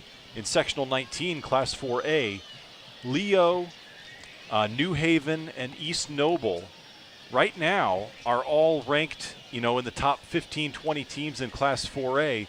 Dwenger's looking up at them, and as they likely will be all season because of the records of those teams off to really fast starts. It's really going to make for an interesting sectional as Bishop Dwenger's going to come in as, you know, instead of a sectional favorite as they're used to being, they're going to fly under the radar, I think, a bit this year. Maybe a dark horse contender against those other 4A squads that are going to get a lot of the attention this year. Yeah, and you add East Noble into that mix as well. As a very good football team up there as well. So, yeah, later in the year, that sectional draw, that's going to be pretty interesting to watch as the season unfolds. And, of course, we'll keep you updated on all those scores throughout the season. A couple reminders for you tonight. We'd like to remind you to check out the new merchandise arriving weekly in the Bishop Dwenger Spirit Shop. You can order letter jackets, pick up a Traditions shirt, or find the perfect gift for your saint. The shop is open Wednesdays or all the time online at bishopdwenger.com. We'll go ahead and step aside with a break here. Great first half. And be back after this. You're watching Bishop Dwenger football on the Saints Sports Network. Are you stressed due to your financial situation? Is debt ruining your marriage or relationships? Are you having a hard time making ends meet? We can help. SMA is a preferred Ramsey coaching consultancy that offers insights, strategies, and a pathway forward to financial freedom. Real advice, personalized solutions, and a real way to find peace and grow your bottom line. We offer a free initial consultation and a variety of plans to move forward. We don't judge, we help. SMA Incorporated, offering peace to the financially stressed. The Bishop Dwenger Spirit Shop is your home for all official saintly swag. With new items arriving weekly, the Spirit Shop has something for everyone. From uniforms and accessories to gifts and game gear, the Spirit Shop can outfit the entire Dwenger family for any season. Located on campus in the gymnasium, we are open Wednesdays from 10 a.m. to 2 p.m. and 3 p.m. to 6 p.m. or online anytime. Support your saints in style and visit the Bishop Dwenger Spirit Shop. What if we told you there was a restaurant that combined live music and a casual patio experience with an unmatched dining experience? And what if we told you about the open kitchen, letting customers see the process, including the wood fire grill, which makes for the best steaks, seafood, ribs, and more, that goes so well with craft cocktails and perfect wine pairings? And what if I told you this restaurant was on DuPont Road in Fort Wayne? Black Canyon Restaurant. Let the experience begin.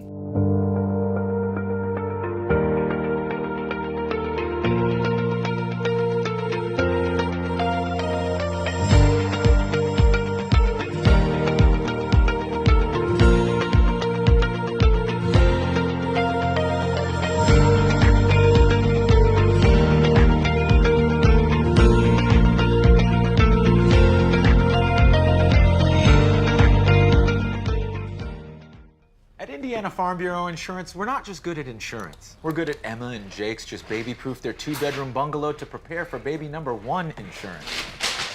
We're good at Madeline and Chance's just gave in and became minivan people to make room for baby number 2 insurance.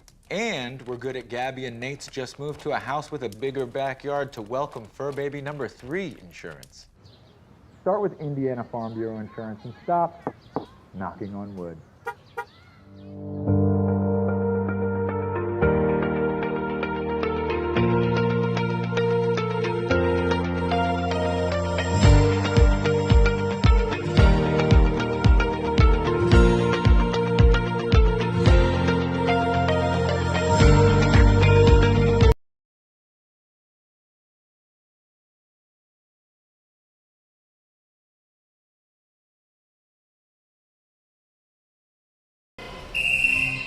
Some see a student athlete working on a shot. We see a powerful lesson in persistence. Some see a student preparing for success on an exam. We see a student athlete preparing for success in life. Proud to keep education in front of athletics since 1903. Some see a student athlete working hard in the weight room. We see a future leader learning there are no shortcuts to success. Some see a start to a swim meet. We see the starting blocks for life. Proud to keep education in front of athletics since 1903. At Indiana Farm Bureau. Back at Charger Field, marching band out in their performance, and we have got the teams ready to retake the field afterwards and get ready for this third quarter of action. You know, Kevin, as we talk about the third quarter, we're going to see the Carroll offense getting the ball first. Right. And again, with their limited cracks at the ball, we haven't seen them do a lot in terms of getting any one person going. But with what we've seen from Nate Starks, with Hanson Hafner, it's just that quick strike ability. And if you are the Bishop Dwenger defense, what's the best defensive game plan you can do against the Chargers? I mean, other than what we've talked about throughout the first half, keep them off the field as much as you can. When they're on the field, it's kind of like a pick your poison because they have so many different weapons.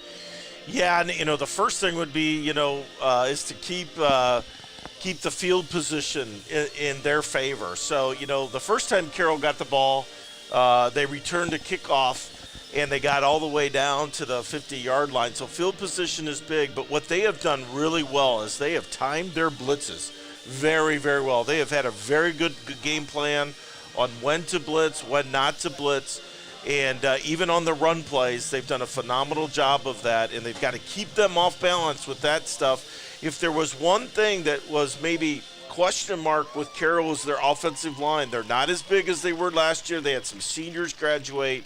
Right. And so they've done a good job confusing and moving people around. But, again, the pressure they put on the quarterback, too, you've got to like that, Eric. Yeah. Like, you just can't let a good quarterback like Sullivan sit back there. I mean, he's going to find somebody, and I think they did a really good job of putting some pressure on him, making him run it one time. And making him throw it early, and we got a tipped ball there as well. So, yeah. But you got to get them out of their rhythm. You can see when they start moving the ball and they've got their tempo going, it's hard to stop.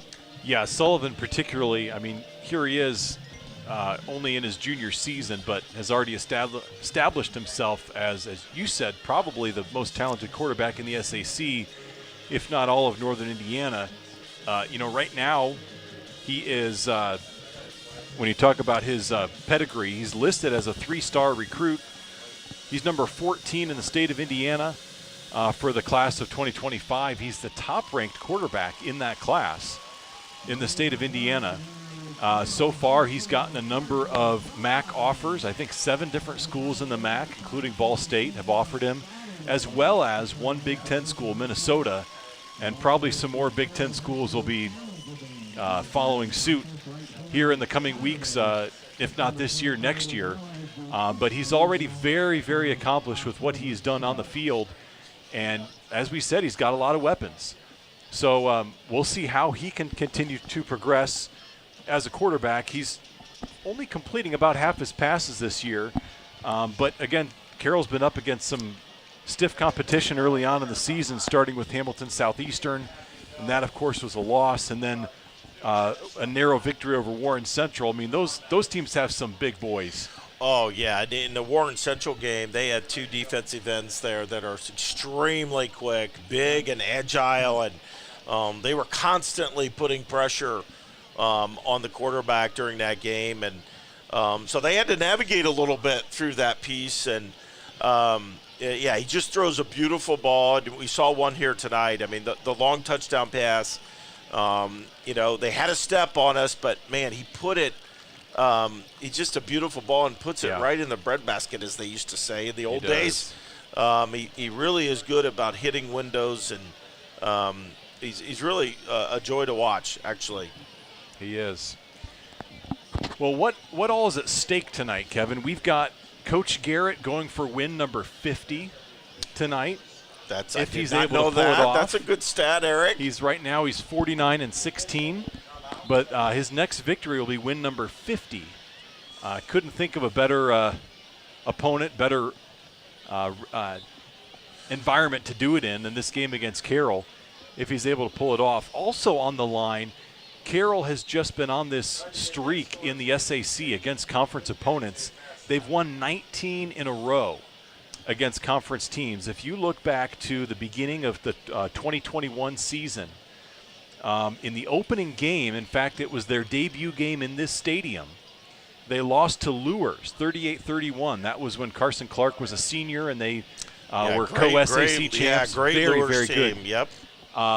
Lures came in week 1 and knocked off Carroll by a touchdown their first night in this stadium. But ever since then, they have won every SAC game, the rest of all that season, all of last season, and then so far this season opening up with the victory against Southside. So in all, if you count the Homestead sectional game, that's 19 victories in a row against SAC opponents. And just to illustrate how dominant they've been in that stretch, 13 of those 19 games have been victories by at least 30 points. So they have not only owned the SAC, but they've done so by a wide margin. 7 shutouts in that stretch.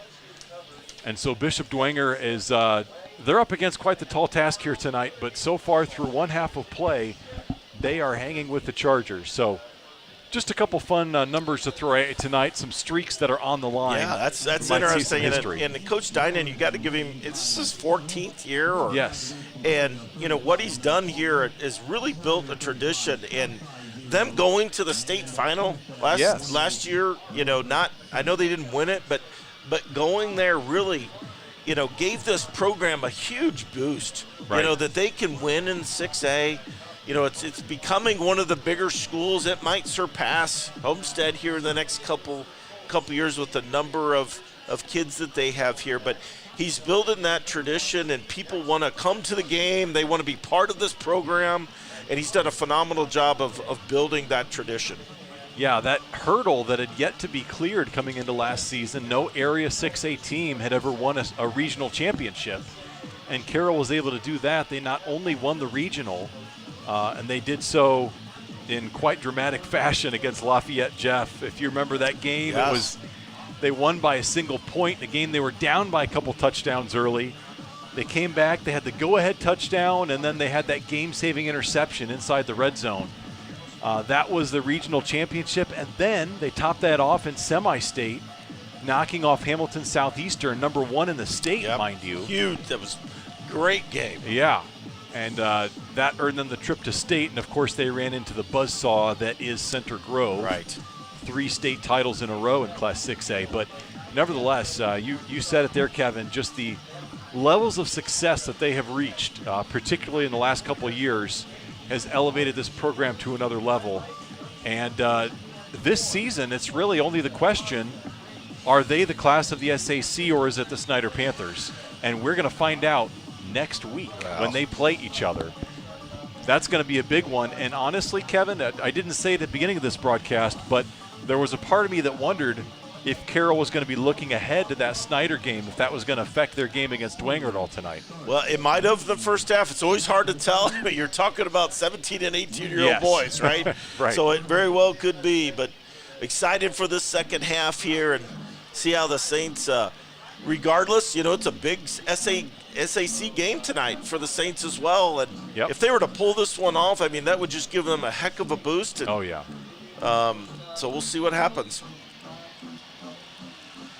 See if we can knock this one in the end zone so we get no return here.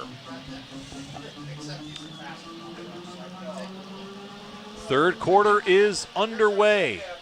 That kick headed all the way back through the back of the end zone. Heck of a kick. by Lucas, and the Carroll Chargers will start at the 20-yard line. That's a great start for special teams there. No return action there. So that high-powered offense back out on the field. And again, good job of containing Sparks as well. Right. From the run, from their running game. Starks behind in the backfield, behind Sullivan. They cannot block Nicholas. They cannot block him right now. Nicholas Pelkington, like a rocket ship in there, and blowing up that first run play by Carroll. Drops him for a loss of 3 on first down. Or no, that's not where they're marking the ball. That's where he was standing, but they'll mark the ball up at the 20. Was there a flag? Well, I didn't see a flag, but well, now there is. They're marching it up. Oh my gosh! What? I didn't even. And a face mask against Bishop Dwenger. Boy, I never saw a flag come out, but I didn't either. But that's unfortunate because no one blocked Nicholas that time. Yeah, he might have got a piece there. Instead, it's a 15-yarder, so that'll mark the ball at the 35. 4 wideouts for Sullivan. Looking to throw, got some pressure, gets it away. It is caught, hit immediately. The catch is made. That's Mason Bauman on the near sideline. Good for another Carroll first down. Yeah, really good pressure by Pori on the outside. Got a good hit on the quarterback. Yep. But he released it right beforehand, and good catch on the sideline. Chargers go 5 wide now. Quick throw out to the sideline. It's Stark staying inbounds, cutting back inside of the 45. And again, the Saints are trying to send 5 at a time at him, and he's getting it out quickly. And when that happens, you got to make the tackle. No yards after catch. Quickly back up to the line. They snap that ball with 26 still on the play clock. Sullivan goes deep, lofts it up. It is there and puffs up into the air, nearly picked off. Excellent coverage there by the Saints. Trying to get a number on that. We got another flag on the play, and I was watching the ball, so I'm not sure what happened afterwards. Well, the deflection was made right at the receiver, and then O'Keefe nearly came over and was able to pick it off. Yeah, and Sullivan had to loft that up there, and it allowed the safety to come over and disrupt it. It was a good defensive back play. This looks like it's going to be against Carroll.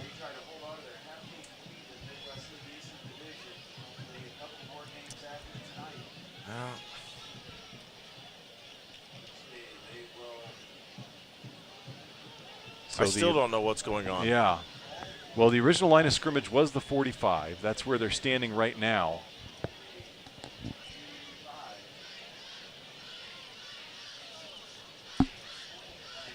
There might be 2 fouls here they're trying to figure out. That was a 2nd and 3 play, so it would have been 3rd down. Here's the official word. There are 2 fouls on the play. Unsportsmanlike conduct, blue, 73. Unsportsmanlike conduct, okay. white, 25. Those penalties will offset. So offsetting unsportsmanlike conduct penalties, and we'll see if they replay 2nd down. Yep, they will replay it. So that play never happened. Yep. That's unfortunate because that was pretty good defensive back play there. Didn't see what the interaction was that caused the unsportsmanlike, but. Well, as much as Nicholas has been in their backfield, I can understand that they may be upset. Right. 2nd and 3 once again. Saints showing blitz. Yep, we'll see if the Saints change it up. Lozada and Tippmann. This is where he typically goes to Hafner. They'll try to get through. The catch is made. Good for Carroll first down. Short gain of 6 yards. And And that connection was made to number 88. It's Brady Rode. Rode is their big tight end, 6'3", 204. Actually leads the team coming into this game with 15 catches. Starks looking for the corner, cuts it back inside, is able to get a couple yards. Looked like it might have been a loss for a little bit because of the penetration in the backfield by Toby Tittman. But the Saints still limit it to a short gain. Yeah, that, again, I know I've said this is their staple play of going off tackle, and the Saints have done a good job of shutting that down.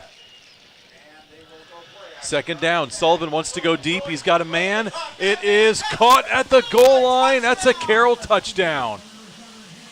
A perfect throw to Hanson Hafner. He pulls it in for 6. And the Chargers go up 16-6 here with 10:15 to go in the third quarter.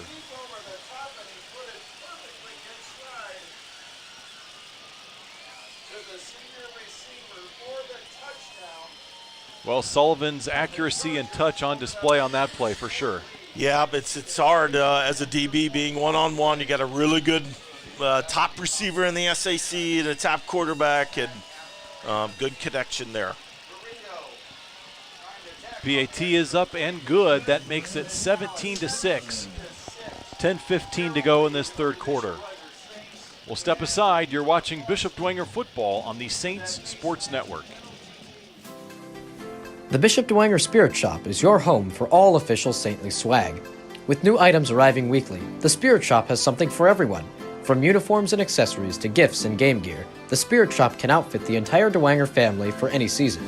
Located on campus in the gymnasium, we are open Wednesdays from 10 a.m. to 2 p.m. and 3 p.m. to 6 p.m. or online anytime. Support your Saints in style and visit the Bishop Dwenger Spirit Shop. Back at Charger Field, minute and 45 off the clock. That's all it took for the Chargers to head down and find pay dirt. The connection from Sullivan to Hafner, good for the touchdown. And we talked about the Dwenger secondary.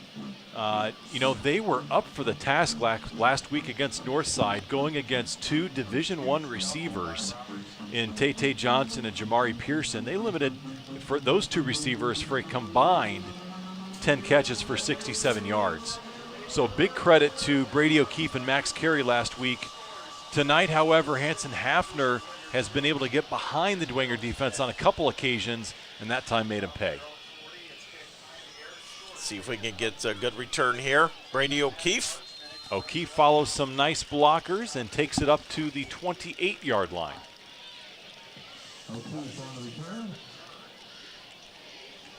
So we'll see what the Saints offense can muster here on their opening drive of the third quarter. Can they respond? Trailing by 11 right now. I know trailing by 11, and again, I don't think your strategy changes right now. It's still early in the third quarter. Right. And we see if they do. We'll go back to. I bet they go back to what we've been doing all game. See if they can stop it, and then we make an adjustment if need be. I'll be interested to see if the Saints mix in the play action a little bit in this second half after they went so run heavy in the first half. So it starts with 1st and 10. There's some motion, and the Saints get 5 free yards. Very good discipline by the Saints offense there. No one jumped, and we're going to get a good easy 5 yards.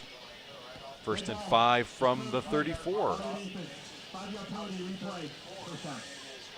And they just got Carter Minix bracketed over there, and you're going to have to find another receiver sometime during this year, Eric.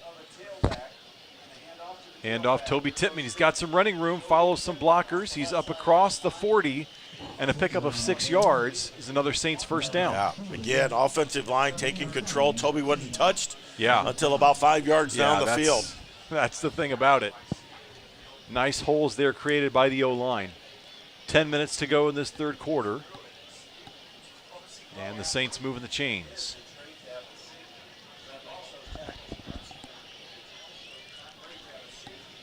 They'll stick with the eye. Here's Springer under center.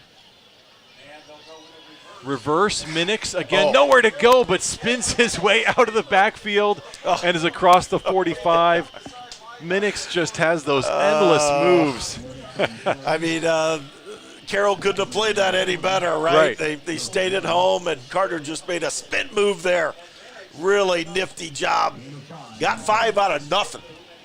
Started outside, made that jab step inside, then spun it back to the outside. And what looked like might have been no gain, or maybe even a loss of 1 or 2. Defensive coordinators nuts, right? They're right there. Turns it into a 5-yard gain. Second down, Toby through the middle, dancing through the hole. He's up close to a first down, right at the midfield stripe. Man, I thought he's beyond that with the surge, but they've got it marked just short. Yeah. Again, right up the middle.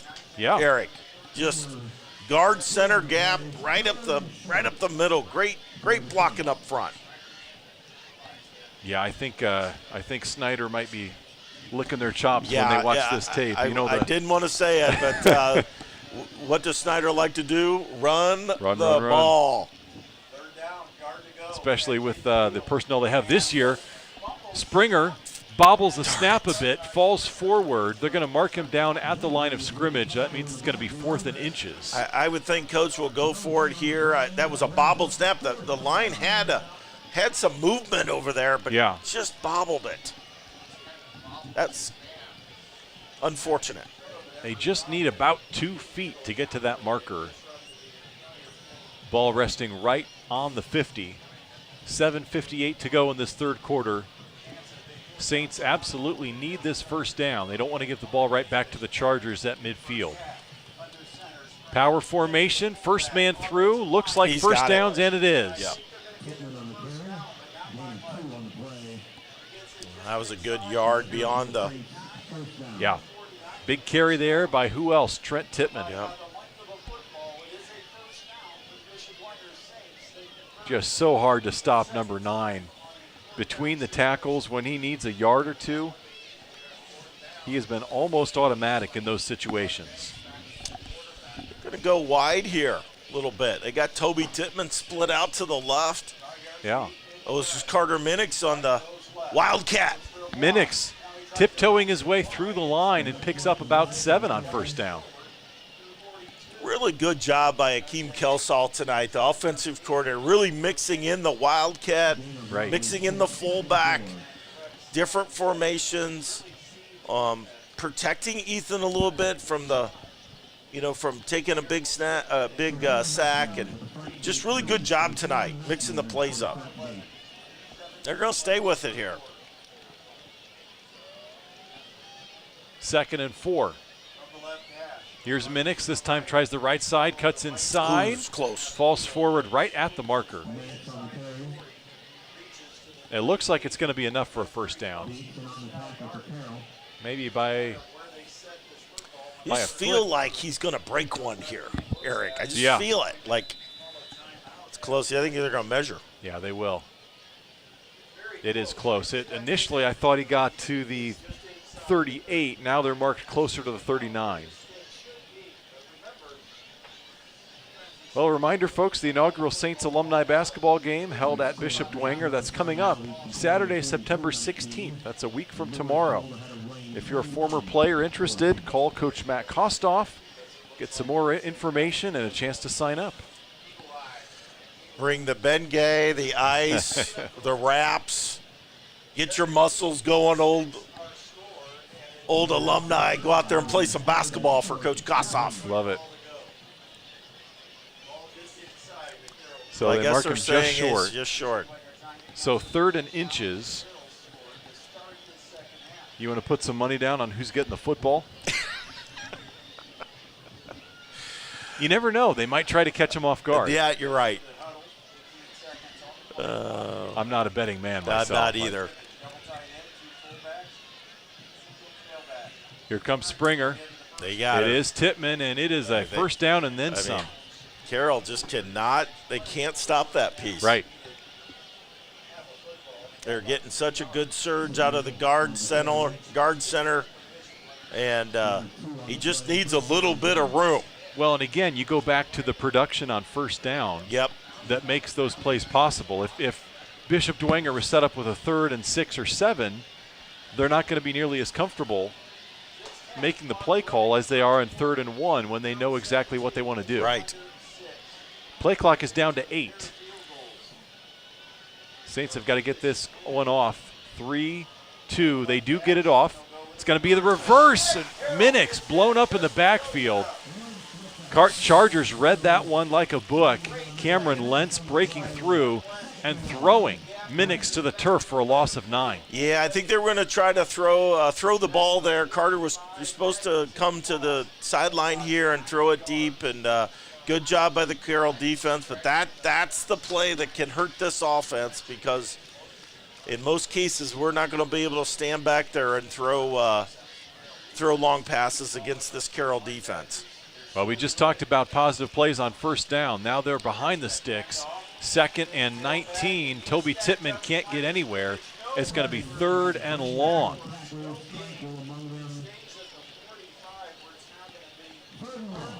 Down to 5:05 in this third quarter.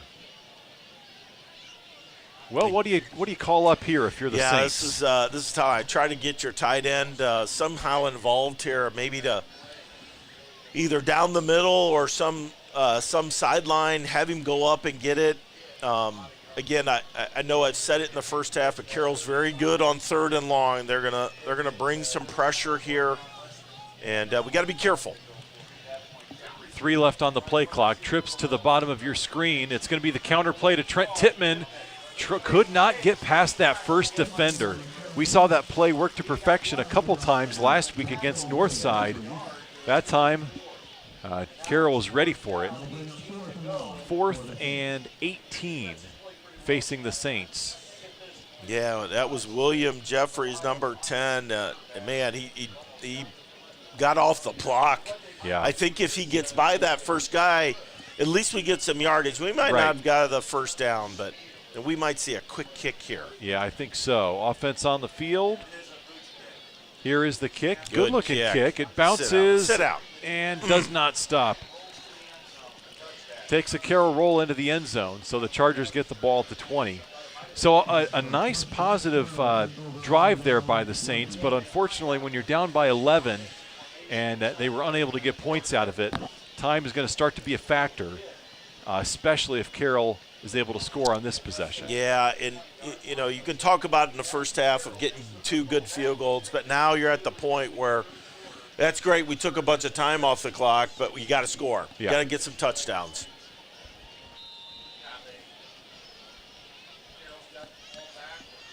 See if the Dwenger defense can respond. They're showing blitz. They come through, and can they pull down Starks? He fights his way back to the line, but how about that penetration? Yeah, the defensive staff must have seen something, because they're bringing both inside linebackers on first down, and Carroll really has not handled that piece at all, and they've done a good job of stopping the run with these run blitzes. Yeah, yet to see Carroll really make an adjustment there. That's Trent Tittman and Christian Lozada coming through. This time, quick throw out to the sideline, incomplete. Looking for the tight end. Yeah, and O'Keefe on the coverage on the big tight end there, and he just couldn't come down with it. This big 3rd down here for the Saints defense. Get 3 and out here, Eric, that would be huge. 3rd and long, they still need 10 yards. 3:22 left in this third quarter. Golden opportunity for the Gold Helmets. Here's the snap. Sullivan fires it across the middle, has his man, shedding one defender, and then falling up to the 40-yard line. How about that? Yeah, that's big time throw there. That's a little skinny post, and you have to drill that in there. Good coverage by the Saints, but better offense that time. Van Pelt picked up 20 yards on 3rd and 10. Now they go back to the ground. Starks has the edge across midfield, 45-40, and then is out of bounds inside the 35. Yeah, I think it went out of bounds a little bit farther back, but again, this is what happens with their tempo offense, right? Good first down, jump back on it. They don't give the defense time to get set. We have a flag, though, so it could be holding. I didn't see that. Looks like back where holding occurs. Yeah. Well, and that could be a huge turning point if instead of a 30-yard gain, this ends up being a 10-yard penalty and puts him behind the sticks.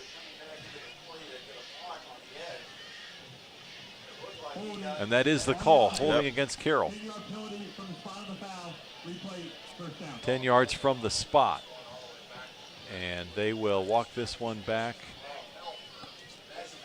to the 28. That's a big penalty there. Yeah. So instead of being at the Bishop Dwenger 34, they're at the Carroll 28.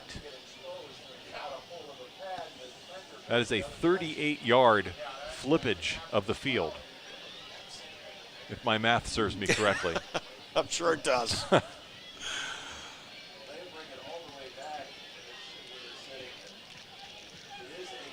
Well, they'll move it back up now. It looked like initially he just walked it off 10 yards, but it was supposed to be from the spot of the foul, so they'll march it back up to the 33. 1st and 17. Saints showing pressure. Now they back off. Sullivan unloads, and that one's incomplete. Looked like Hafner and Sullivan were not on the same page. No, they're trying to run an out pattern there, and the timing was off. Yeah. Max Carey defending out there on the outside. 2nd and 17. Again, this is a great chance for the Dwenger defense to take advantage of that penalty and come up with a stop.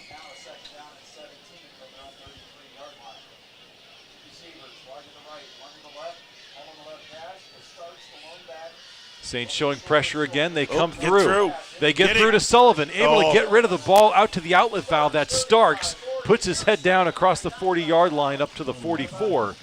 And that is a nice pickup. It's going to leave him a 3rd and 6. Yeah, it looked like it was a planned screen, and maybe that's why we got in there so quick. But, gosh, good play by the quarterback, and big 3rd down here, Eric.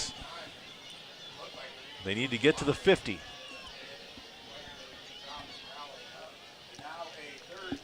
.223 and counting in this 3rd quarter.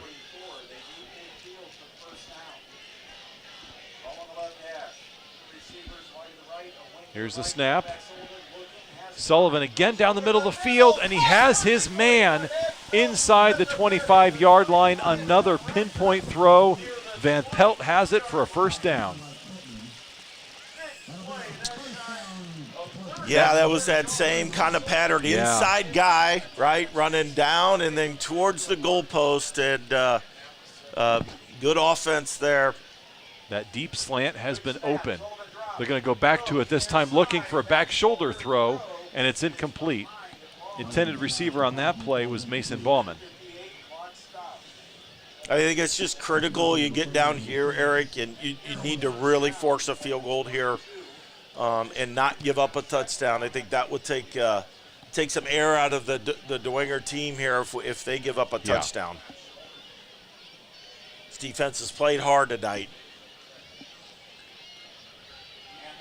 Here's the play action, looking to the end zone, and that one too hot to handle. Yeah, good coverage on the back end that time by both Groves and Carey. So now you've got 3rd and 10. If the Chargers don't pick up another yard, they're on the 21, you'd be looking at about a 38-yard field goal. Still within range for Barreto. We saw his leg on display earlier, but you said it there. A field goal would make it a 14-point game, but a touchdown makes it a 3-possession game with only just over a quarter to go. So pivotal defensive stand by the Saints. Here's Sullivan. Has time, looking for the back corner, and well defended by O'Keefe. Yeah. That's going to fall incomplete. Really good stuff there. No flags. Good job, Brady O'Keefe. And he's going to bring out his kicking team. I think that's a win, Eric. I think that's a big deal by the Dwenger defense there. Couple big plays by the Carroll offense, but then the Dwenger defense stiffens. 3 straight incompletions by Sullivan. And here comes the field goal attempt.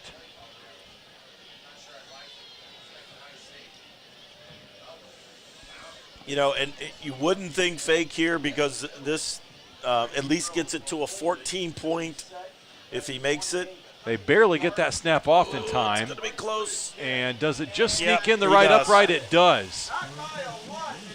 That one was very, very close. They just got the snap off and just hit the field goal. But it is good, and it gives the Carroll Chargers a 20-6 lead here at Charger Field.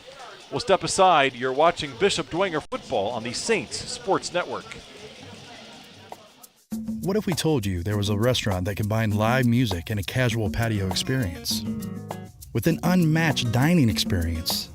And what if we told you about the open kitchen, letting customers see the process, including the wood fire grill, which makes for the best steaks, seafood, ribs, and more, that goes so well with craft cocktails and perfect wine pairings? And what if I told you this restaurant was on DuPont Road in Fort Wayne? Black Canyon Restaurant. Let the experience begin. Let's check in with Sean McBride. Hey guys, defense coming off the field. Coach Garrett was the first one out there to congratulate them. That you guys called it. That was a win in the Dwenger playbook, and for the defense to bend but not break, they're still right in this, and still a lot of football left. So again, the coaching staff very encouraging, and let's see what the next series of downs brings. Back up to you. All right, thank you, Sean. 1:40 to go in this third quarter, and a return opportunity this time for the Saints. It's Minix. He's through the middle, following some blockers up across almost to the 30-yard line. Yeah, good return by the Saints. Good field position here, and you know, we're not to the fourth quarter yet, so we don't have to get too crazy. We can still keep with our strategy, but we got to get some points. We got to get some touchdowns. Exactly, and that's it right there. You're down by 14. A minute 32 to go in this third quarter, so you know, about 13 and a half minutes to go. And with the style the Saints are playing, you got to figure they might only get the ball, you know, this drive and maybe one other. Right. So got to find the end zone if you want to try to get back in this football game.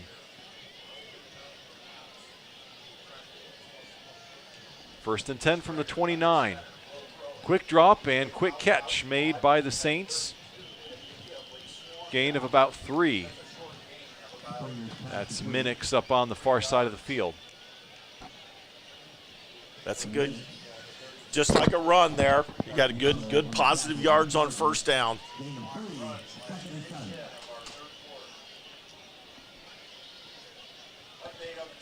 Second and 7 for the Saints. Now inside a minute to go in the third quarter.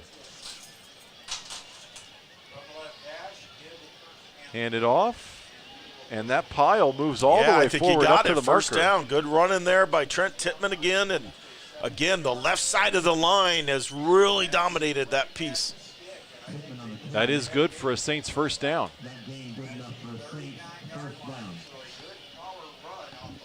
Two plays, 10 yards for the offense on this drive so far. 43 seconds and counting remaining in this third quarter. Back to the split back formation. And Trent Tittman trying to make a man miss, then gets cut out from under him. That's Steely through and knocking him down. Yeah, good play by the safety coming up, and that was that split backfield. That time trying to give the fullback again a quick, but that time the Carroll Chargers were ready. I think we're going to come to the end of the quarter here, Eric. Yep, no need to get another play off. Inside 10 seconds to go. So after 3 quarters of play, Carroll Chargers tack 10 more points on the board in quarter number 3, and they lead 20-6 with 12 minutes to go.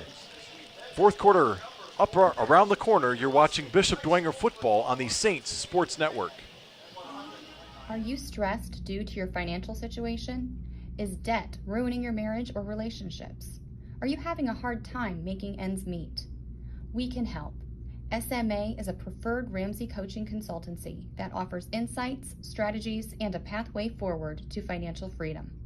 Real advice, personalized solutions, and a real way to find peace and grow your bottom line. We offer a free initial consultation and a variety of plans to move forward. We don't judge, we help. SMA Incorporated, offering peace to the financially stressed. Back at Charger Field, fans on their feet. Fourth quarter set to get underway, and the Saints have the ball facing a 2nd and 10. And as time starts to become a factor in this ball game, Kevin, you got to think the Saints might want to go to the air at some point. Yeah, I think that, I know the game plan and you don't want to give up a sack, but at some point you got to at least try to go down the field with the pass. And the run game should help that as well, So I think at some point you got to throw it deep.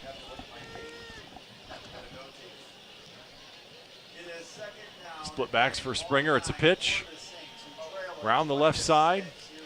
Looked like Gus Tittman on the carry. It was. Gus picks up 4 yards, so it's going to make it a 3rd and 6. Yeah, good manageable third down here. They can run our pass with this piece, with this offense that we have right now. So, and particularly with 4-down territory, wouldn't be surprised to see the run on 3rd. Right. They definitely went to their pass package. They'll fake to Gus. Pass it down, looking for Trent out of the backfield. Had him open, but it sailed a little bit on Springer. It's going to be 4th and 6. Good plan design. A fullback coming out of the backfield, and the linebacker was behind him. And Ethan just overthrew him there. And coach is going to punt this. And let's hope. Let's see if this team can improve from the first half. Yep. 11:18 to go, so the Saints electing to kick this one away. Aguirre standing at his own 30. And we've got a timeout by Coach Garrett. I want to talk things over a bit. Gives us a chance to thank a couple of our sponsors. Air X-Ray specializes in providing safe and healthy air quality, as well as basement, crawl space, and slab waterproofing solutions for residential homes. Call their experts to improve the health of your home. We'd also like to thank DeHaze Group. Since 1982, the DeHaze Group mission has always been about exceeding expectations beyond insurance. Their mission is to provide outstanding levels of service and expertise to bring you the insurance solutions you need. Call DeHaze for all your insurance needs. So a good friend of mine did give me a text, Eric, and in that first half, Dwenger ran 41 plays to Carroll's 13. Wow. So I think they achieved what they wanted to do there. The result was just not getting touchdowns, right? They got field goals. Well, and it limited the Chargers to 10 first-half points. We were pretty close on our guess when we said we did. 15 plays or fewer. Oh, shoot. So the offense came back out on the field. Initially, they had sent the punting unit out there. After the timeout, the offense came out, but then they false started. Yeah, that's not coach took a timeout to say, hey, let's go for it, 4th down, have a penalty, and we're going to punt it anyway. And that also burns a timeout for Bishop Dwenger.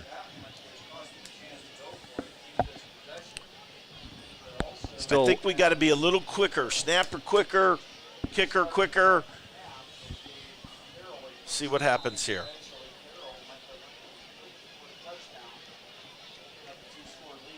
Good snap. Punt is away. Fielded at about the 36. Here comes Hafner, dancing his way across the 40-yard line, and that's where he will get stood up at about the 43. Not a great punt. Carroll's going to have some pretty good field position here, and they can take some shots down the field from this position, so we need to be careful with that. Deep is the deepest on the DB backfield here. Yep. But if we have a chance, if we want a chance to win, Eric, we got to stop them here. We got to get the ball back here. Well, regardless, Saints fans, I think we told you before this game that you'd be 2 scores down in the 4th quarter, I think a lot of Saints fans would take that, giving a chance to stay in this ball game. Sullivan unloads this one near the sideline. Hafner is there. Gain of just a couple. Yeah, again, good pressure by the Saints defensive front, and I'll tell you what, number 54, Peter Thiel, had a heck of a game tonight. He has been in the backfield a lot. Yeah. And he is just a junior. Our 2 defensive ends are both juniors, so. 2nd and 7. Starks this time through the middle, trying to pull that pile forward. He's across midfield. They blow the whistle dead at the 49-yard line. It's going to be 3rd and 2.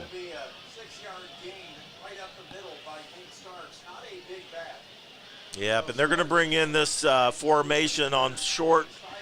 You're going to see Steely get the ball here. It's been very effective for them, and kind of like what Dwenger does with our offense. You're going to see some lead blockers here. Very unique formation here. Effective, though. Yep, direct snap to Steely. Keeps the football and tiptoes his way through the line. Easily has the first down inside the 45. That's a tough play to stop right there. It really is, and he's a hard runner too. Yeah. That's the other thing. Very similar to Trent Tippmann. He's a heck of a football player, and that's been very effective for them. Here come the Chargers on first down. Saints that time sniff it out. On the stop, Lewis Morris. We talked about some of those junior defensive linemen. How about Morris, a sophomore? Yeah, very young on the defensive line. Lots to look forward to in future years for the Saints on that defensive line. Yep. Bring some pressure on 2nd down. It is caught. Hafner looking for some additional space down the near sideline. We do have a flag on the play as well.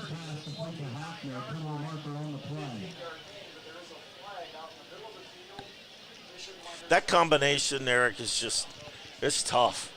They both a great route runner, great quarterback. It's a hard task for a corner out there. You don't want to give them up deep. When you throw in Sullivan's talent with a guy like Hafner, you said great route runner. He's really fast, knows exactly what to do once he gets the ball. And that penalty, illegal contact, is going to be declined by the Chargers because they picked up the first down courtesy of Hafner. Chargers have now moved the ball to the 29-yard line. 9:34 to go.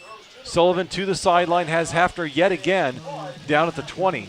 And it's almost like a video game, Kevin, the way the two of them are hooking up. It's just a quick out, and, Max is playing as tough as he can. You don't want to give too much cushion, so he blows by you, and it's just a really good combination between the two. Second and short. Sorry, Eric. This is where they throw the fade pattern a lot here, and it's just pitch and catch right now for Sullivan and Hafner. Quick hookup, and they're inside the 15, and another first down. 9:01 on the clock. And Carroll looking to ice this game away if they can make this a 3-score game. Sullivan. There's a hold. Fires it to the end zone, looking for his man, making a diving attempt, and one-handed coming down with it is Van Pelt. We got a hold. If this is not a hold, I'll be shocked. Right. But there's a flag on the play. And if it is, that's going to wipe out a perfectly thrown ball and a heck of an effort by Van Pelt on the end of that, receiving it. Pulled it down with his right hand. So I think we got offsetting personal fouls again. Okay. Which is going to negate that touchdown. It is. It's not going to push back the Chargers, but it is going to replay the down. Personal foul, offense, personal foul, defense. Those are live ball fouls. They will offset. You will replay the down. Carroll crowd doesn't like it, but that's that's the rule with offsetting penalties. I can tell you that someone got held. I don't know who it was, but the guy actually tackled him coming through the line. So they're a little bit fortunate there.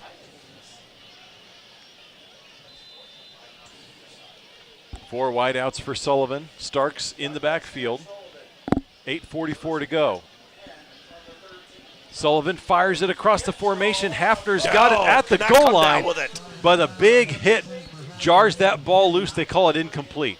Yeah, I think that's the right call. Yeah, absolutely. It was a slant pattern over the middle, and the safety came over and had a really good lick on him, and Hafner just could not keep the ball. Wow. Hafner slow to get up. Big hit delivered by the defender. I didn't quite catch which. I didn't either. Which Dwenger defender it was, but big hit right at the goal line. Sean, what did you see down there? Yeah, number 11. I'm down here in the end zone, and I saw that hit. I felt the repercussion, actually, after that hit. So that was a big one. Number 11 with a big stick tonight. That is Ryan Groves, the junior. So that prevents the touchdown. Incomplete pass, and it's going to bring up a 2nd and 10.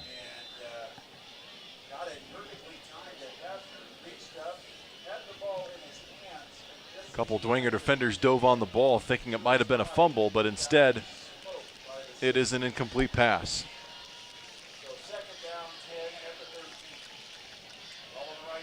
Here is Sullivan, free rush from the side. Yeah. They'll just throw it into the turf. Good defense by the Saints there. They're trying to set up a little screenplay, and well defended there. You had Toby Tittman coming from the top of the formation.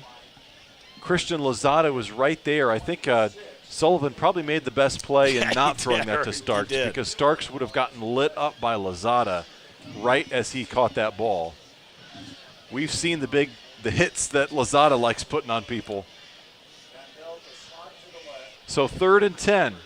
Can the defense hold? Here comes Trent. They'll toss it to the end zone. Van Pelt is going to make a diving effort but cannot come up with a football, and it's going to be 4th down.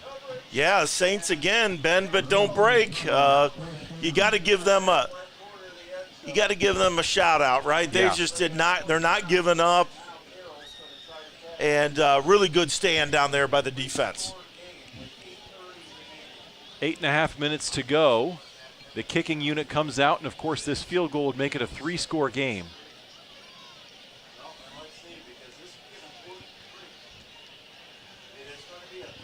So Brady Road on the hold. Victor Barreto on the kick. It is blocked. Pick it up. Blocked by the Saints. It's a live ball. Here come the Saints the other way. Midfield, 40-35, and no one is catching him. It's going to be a touchdown by the Saints. Huge turn of events. No flags. The Saints turn the blocked field goal into 6. And on the return that time, Jackson Parrish, 5'9", 150-pound sophomore, took it the other way, all the way to the end zone. Unbelievable. I think it was Christian Lozado with the block. So instead of putting the game away by making it a 3-score game, the blocked field goal is turned into a touchdown, and the Saints are an extra point away from making this a 1-touchdown game. Special teams, we've had our own troubles this game with special teams, but that is gigantic play by special teams. Hold is good. Lucas gets the kick up and good. That makes the score 20-13 with 8:16 to go. The Saints right back in the ball game on a huge 10-point swing. And how big is those offsetting penalties that negated a touchdown? We've been on the other side of that one before, so you never want to see that kind of stuff go on. But beautiful job by special teams, Eric. Well, you mentioned it. The way that the special teams unit has recovered from some early miscues in this football game to coming up with, so far, the play of the game. Just a huge swing, and just credit the coaching staff keeping these guys' minds in the game, not getting down on themselves after the block punt, the other punt where they could not convert. And the Saints right back in this ball game. Now, really the pressure's back on Carroll, right? Like, they can't make a mistake if they fumble or throw an interception or something to that effect. I mean, this game complexion has changed on that one play right now. 8:16 to go. The Chargers, of course, are going to get the ball right back, but still plenty of time. If the Saints defense can hold and get the ball back, get a chance for a game-tying touchdown. Here's the kickoff. Darn it. Off the side of his foot and out of bounds. They may ask him to kick it again. I don't know. Well, the offense comes out on the field. Yeah. We'll see if we can send it down to Sean McBride. I'd love to get his perspective down there on the sideline from that blocked field goal.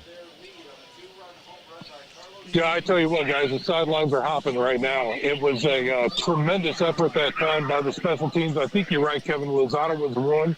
He was on the edge and was first strike. He timed the snap absolutely perfectly. And how about that sophomore putting on the Jets? I mean, what a play. So the sidelines are ramped up down here. The defense is ready to go. And, yeah, we've got a game, don't we? Wow. That we do. 8:16 on the clock, 20-13 is your score. Holding this offense to 20 points in a game is something else. Sullivan hands it to Starks. Penetration. Great job. Pelkington in the backfield. Again. Starks goes down for a loss of 2. They just have not been able to get that running game going, and Saints have been stout on defense on first down. And you said it, Kevin, a minute ago. The pressure is on this Carroll offense.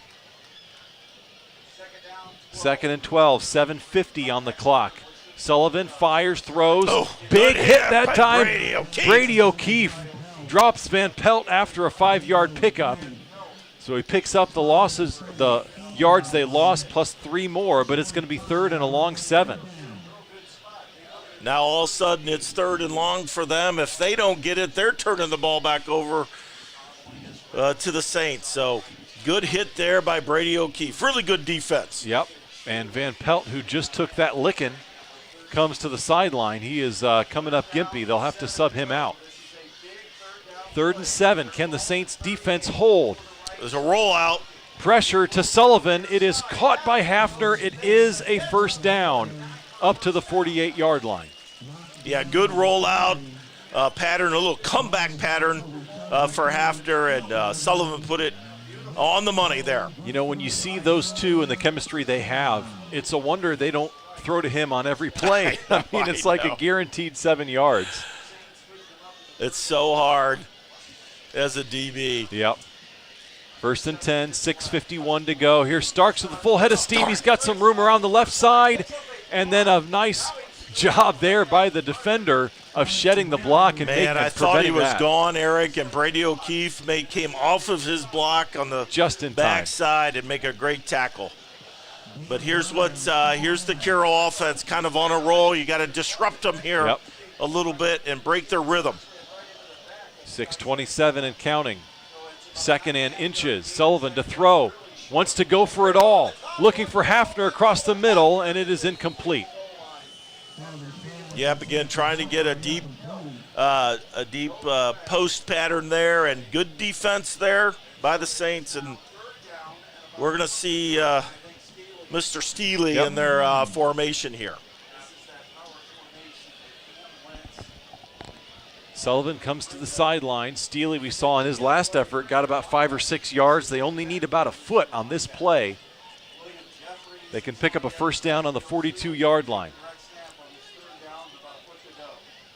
Here's the snap. Here is Steely. He's through the middle. He's got the first down easily down to the 39-yard line. And they're going to stay with it, looks like. You know, honestly, if I was Carroll, I would stick with the ground game, run some clock off. I mean, it's 6 minutes left. You're up 7 points. You would think that that's what they're going to do here. They love their up-tempo offense. They love to throw it. They do. They do. Situationally, though, you wonder if they might be better served, but we'll see what they dial up here. He's going to throw it. Steely going for the end zone, trying to come back and make the play, and a late flag. Wow. I mean, the one judge is right there, Eric. That was unfortunate. This is one you'd love to see the officials talk it over if the judge on the play doesn't throw the flag. No way he could have caught that ball. It was a knuckler.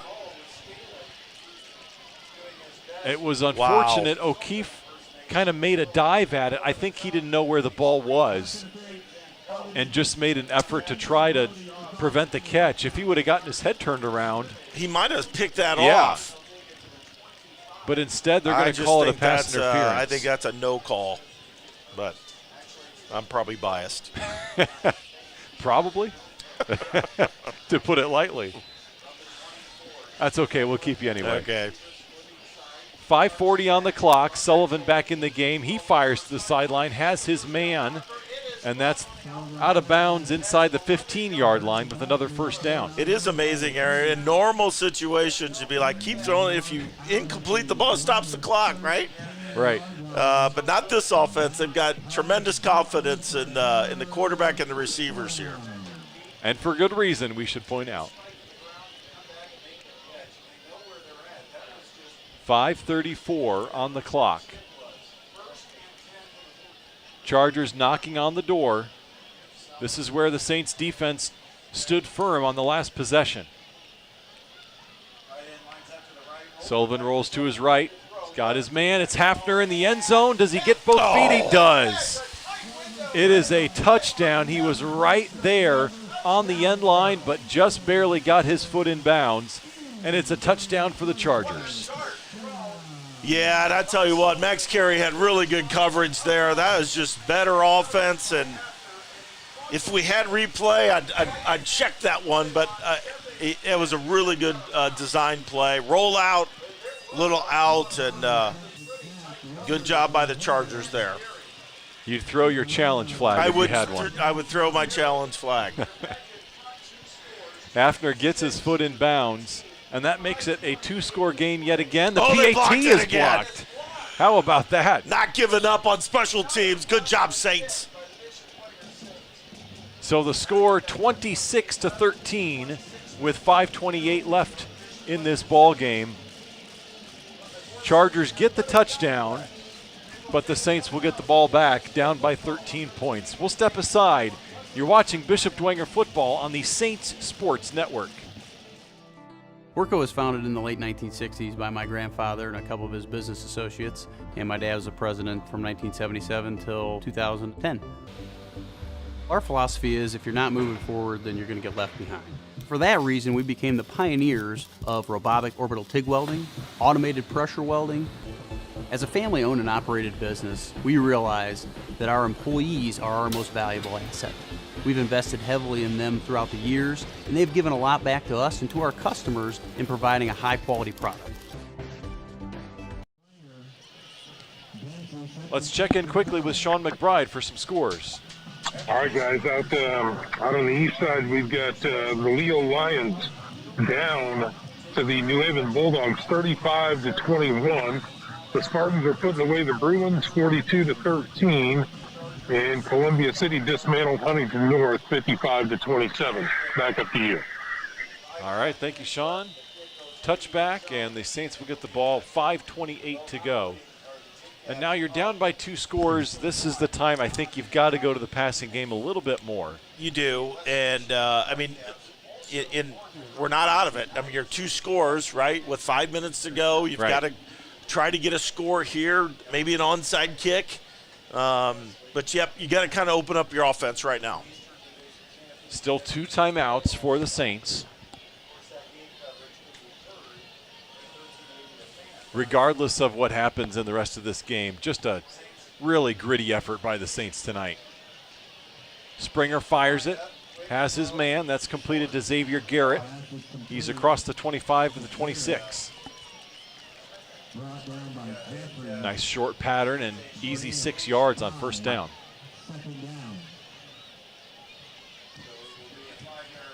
Clock still moving, ticking down to 5:05 in this fourth quarter.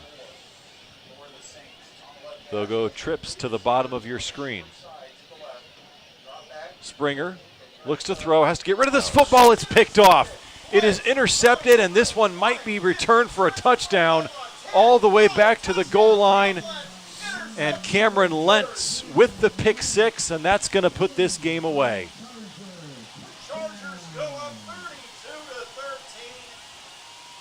Lentz read that play perfectly, stepped in front, and took that one to the house.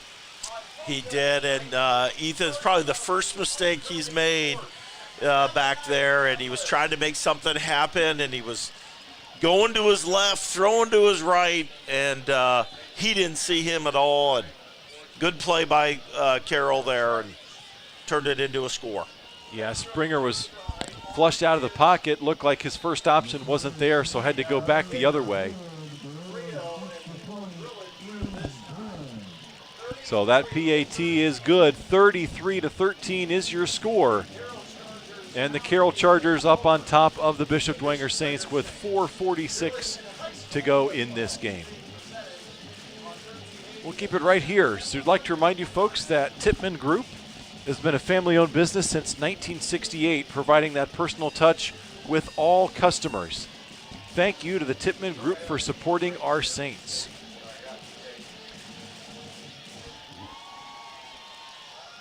Well, the scoreboard might show a 20-point spread, but make no mistake, this game's a lot closer than that score. No doubt about it. And this Saints team absolutely played their heart out. They had a great game plan on both sides of the ball. Yeah.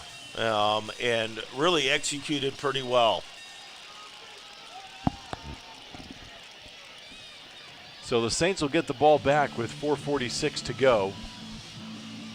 It's still a chance for the offense to, have that kind of 2-minute drill mentality, if even for not this game, just absolutely, experience for future games. Yes, you've got to grow as a team. You've got to grow as an offense. And, 4:46 left. And, yeah, we got to try something. Got to work on it. There's going to be a time down the season where we're going to need it again.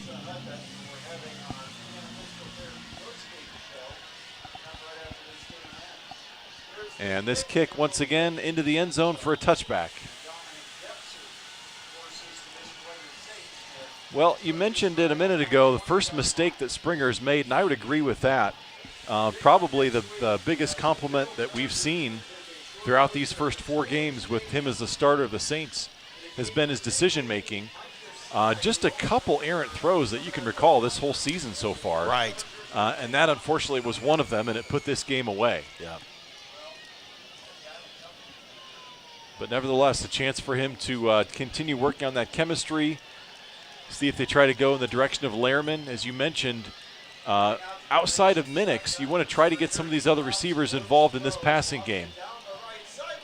And that time looking for Minix down the far sideline and incomplete. Yeah, good coverage on the back end for Carroll there. And good pattern by Minix, but well covered by Carroll. And yeah, you'd like to see maybe a Lehrman one-on-one and a little out pattern, right? Right. Similar to what Carroll does, try to get a matchup where he can use his height and his length.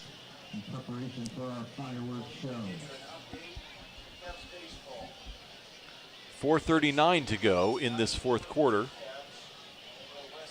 4 wideouts for the Saints. Here is Springer. Wants to throw, flushed out, and then fires this one. Just a short little pattern. Don't think any positive yards on that play, but did find Lehrman coming across the formation. Yeah, and again, Carroll's only rushing 3. They're dropping back 8 people, trying to keep everything in front of them. So there's not a lot of room out there. And so this is just not where our offense is right now, what we can do. But this is excellent experience. Right. 4:31, here's Springer. Steps up, looking for throws, runs out of space, and then fires it to the receiver right in front of him, and incomplete. Yeah. Good coverage again by Carroll. They're just blanketing our receivers with 8 defenders, and there's just not a lot of holes right now. Yeah, we haven't really called them by name, those Carroll secondary, the defensive backs, but there's a reason for that. It's because they're doing such good coverage that Springer has not even been able to look in that direction.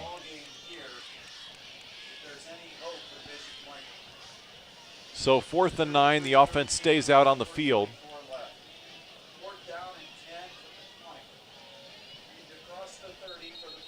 And we have got a flag.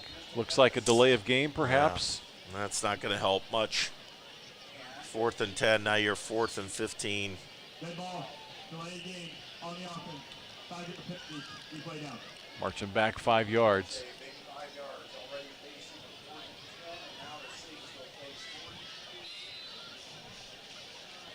Well, credit the Carroll defense as well, tightening up in this second half. Springer cannot get rid of this football. He'll be swallowed up for a sack at the 15-yard line. Ashton Pasetsky in on that play. Yeah, we haven't called his name that much tonight, though, and he got in there that time. But the Dwenger offensive line did a pretty good job on him tonight. Right.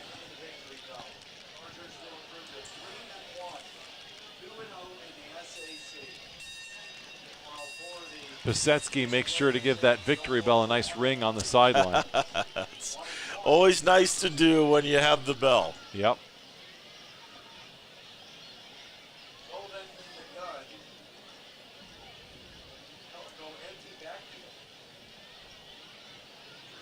So here come the Chargers. Sullivan under center, man in motion. They'll fake the handoff, looking to throw. Back across the formation, and now a pass by the lineman, and it's complete to the 5-yard line. Yeah, Caden Abbs. That's not a big fan of that, Eric. No. You got this game won, and you run the ball 3 times. And some people would say, hey, you're trying to show the next team maybe something, but I don't know about that when you're up 20 points with 4 minutes to go.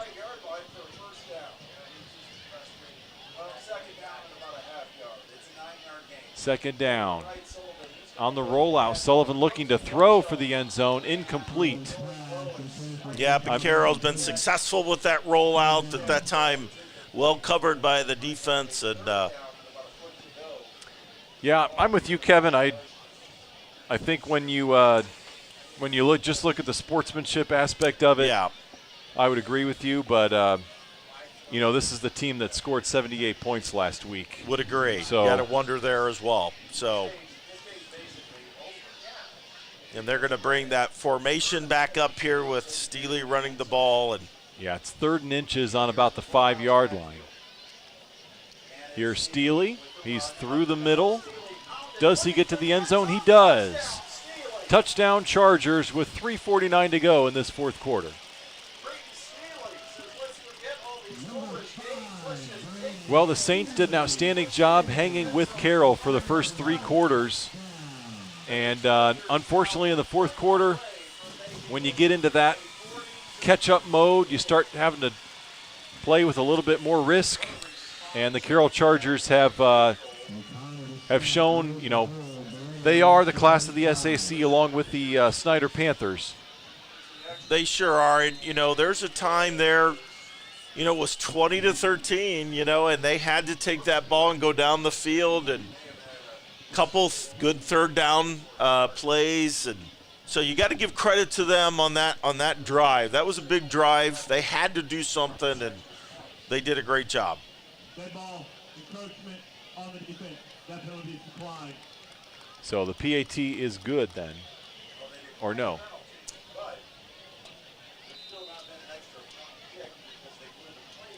All right. Here's the PAT attempt. That one is up, and it is good. So that makes your score 40-13 with 3:49 to go in this game. We'll step aside. You're watching Bishop Dwenger football on the Saints Sports Network. Some see a student athlete working hard in the weight room. We see a future leader learning there are no shortcuts to success. Some see a start to a swim meet. We see the starting blocks for life.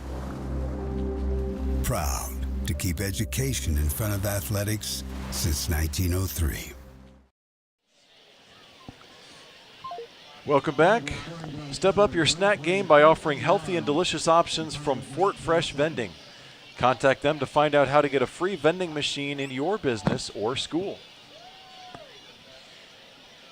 Well, 40-13 is your score, and so that means that the Carroll Chargers on their way to victory, they're going to extend that SAC opponent streak. This is going to be their 20th straight victory against a conference opponent. Really impressive streak, and we'll see if the Snyder Panthers have something to say about that streak next week. You know, if anything, Eric, I think the Dwenger gave some people some insight on maybe how do you control or how do you control the game with the run. Yep. And it'll be interesting to see how that game progresses because Snyder is very similar to Dwenger in that they want to establish the run and play good defense and take opportunities with their speed. So it'll be interesting. Well, with the Panthers, you've got the 1-2 punch. You've got Uriah Buchanan. You've got Kieron Billingsley. So they're a two-headed monster in the backfield. And, of course, Billingsley doubling as quarterback. You got the added element there of is he going to pass, is he going to run, dual threat capability. It's going to be tough. It's going to be tough for this Carroll defense to stand up against that Snyder rush. Rushed for no yards on first down here as we tick down to 3:40 and counting. But all eyes will definitely be on that matchup next week. The two powers of the SAC going head-to-head. One of them is going to come out of that game with a loss, and the other will be in the driver's seat for an SAC title. I would agree, especially if Carroll wins that game. You would think that they'd be in the driver's seat with their remaining schedule. Yeah, if Carroll can get past, now that game is up at Spooler next week, but after that game, Carroll's got Wayne, Homestead, Northrop, and Northside.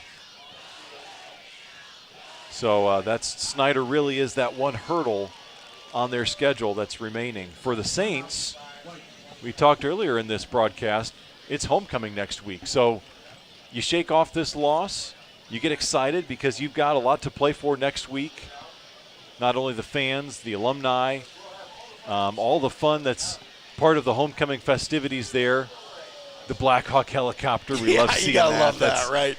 If for no other reason, come out to the game to see the copter come in and the National Guard delivering the game ball. It's really an awesome sight up at Shields Field. So homecoming next week, awaiting the Saints. And with the Homestead Spartans, you know, you've got another team there that they took a couple tough losses earlier this year. I should say that one loss to Noblesville, 42-0. But aside from that, we saw them bounce back and throttle Wayne last week, and they're all over Northrop tonight. So Homestead also, if they emerge victorious against Dwenger, they're another team that's going to be undefeated in SAC play and set up a potential showdown with Carroll later this season. Yeah, I would say that's a big game for both of these programs next week. Third and short for the Saints, trying to move the chain, and it looks like they will. Clock at 2:22.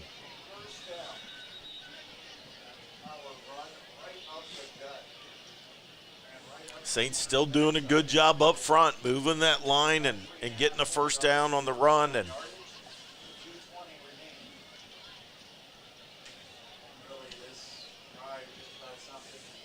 I just have been impressed with our offensive line tonight and the way that our running backs have run, Eric. It's it really does. I know the score doesn't indicate it, and people are going to look in the paper tomorrow or check online and see that, but there's a lot of positives to take out of this.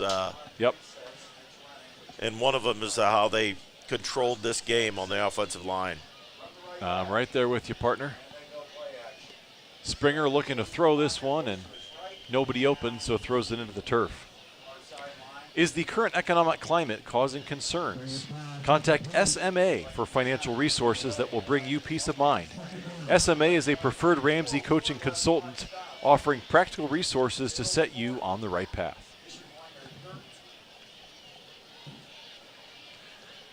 2:04 to go in this ball game.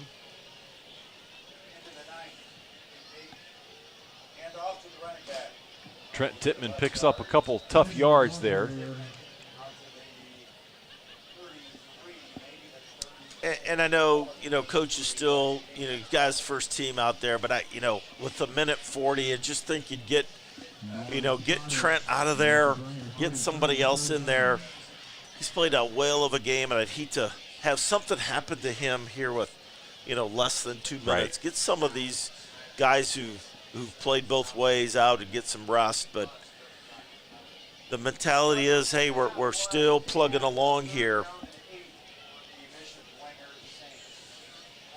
3rd and 8 for the Saints, 1:20 to go in this game. Trent Tittman, another hard run, and he picks up about 6 yards. They got him at tailback now. Yeah.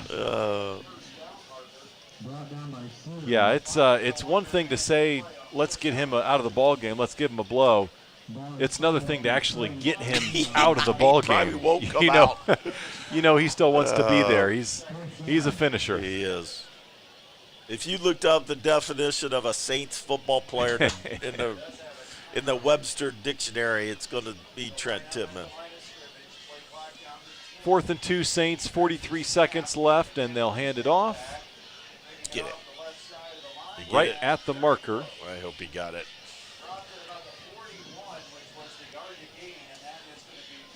They stop the clock. They call it a first down.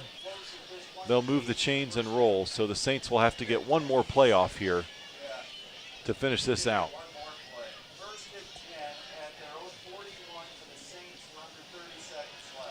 So the Chargers are going to pick up their 3rd straight victory in this series.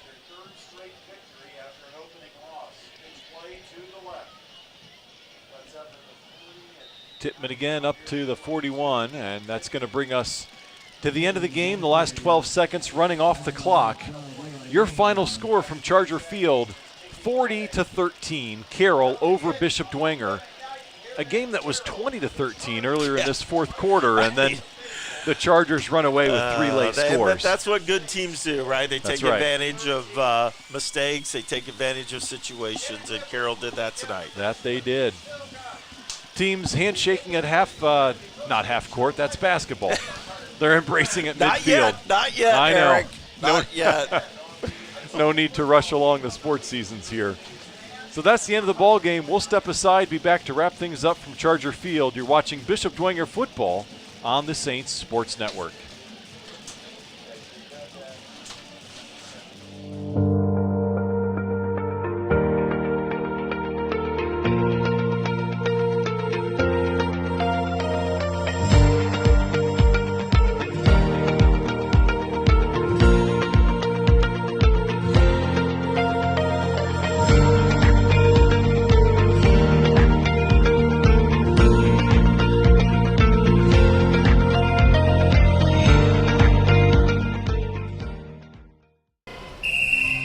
Some see a student athlete working on a shot.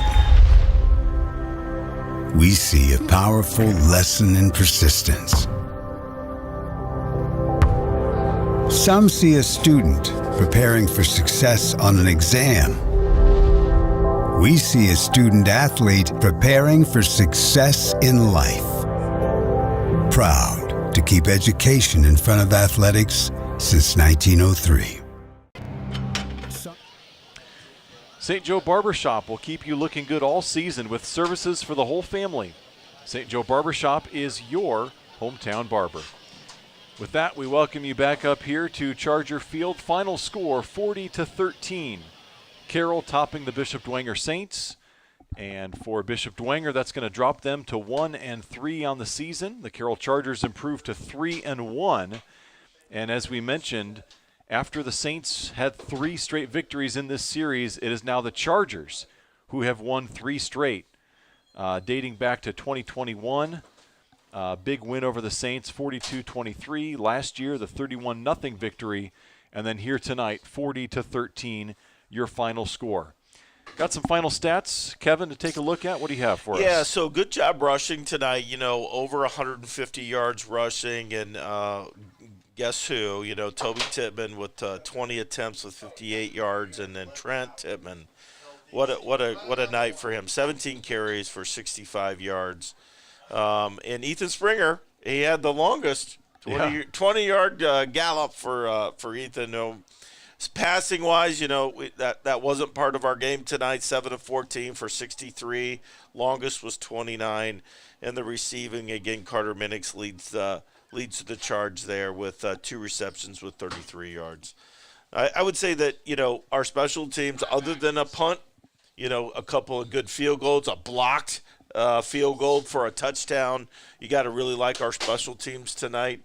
And then, defensively, I know the score doesn't indicate it, and they didn't give up one of those scores because of a returned interception for a touchdown. But Trent Tippmann had 5 total tackles. Nicholas Pelkington, again, 5 total tackles. Brady O'Keefe played great tonight as well on the outside. And so multiple people with good tackles. So overall, pretty good stats and a lot to take from this, Eric, especially from the offensive line. I mean, certainly we need to improve the passing game. This is a tough Carroll defense on the back end, but lot to take from here. And, man, I just shout out to that offensive line tonight. Couldn't be prouder than, to come out here and do what they did. Well, the final score might have been what some people expected around the SAC, but certainly not the way we got here.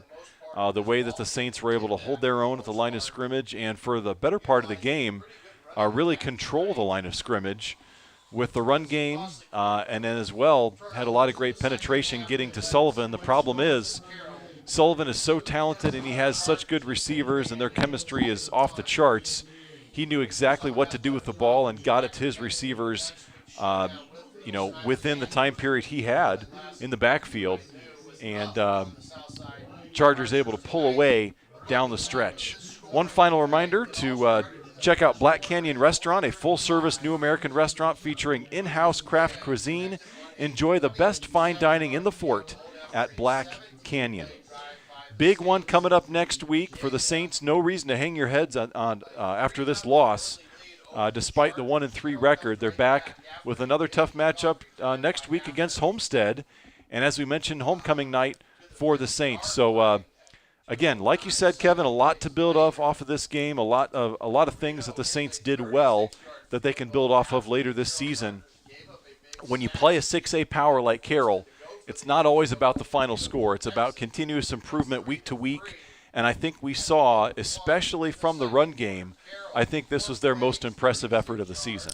Yeah, no doubt about it. You could say that the Saints controlled the offensive line for a majority of this game, if not all of it.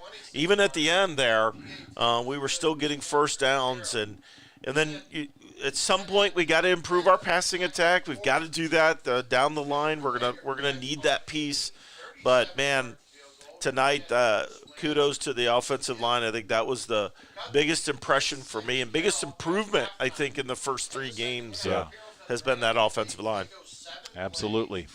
So be sure to tune in next week right here on the Saints Sports Network.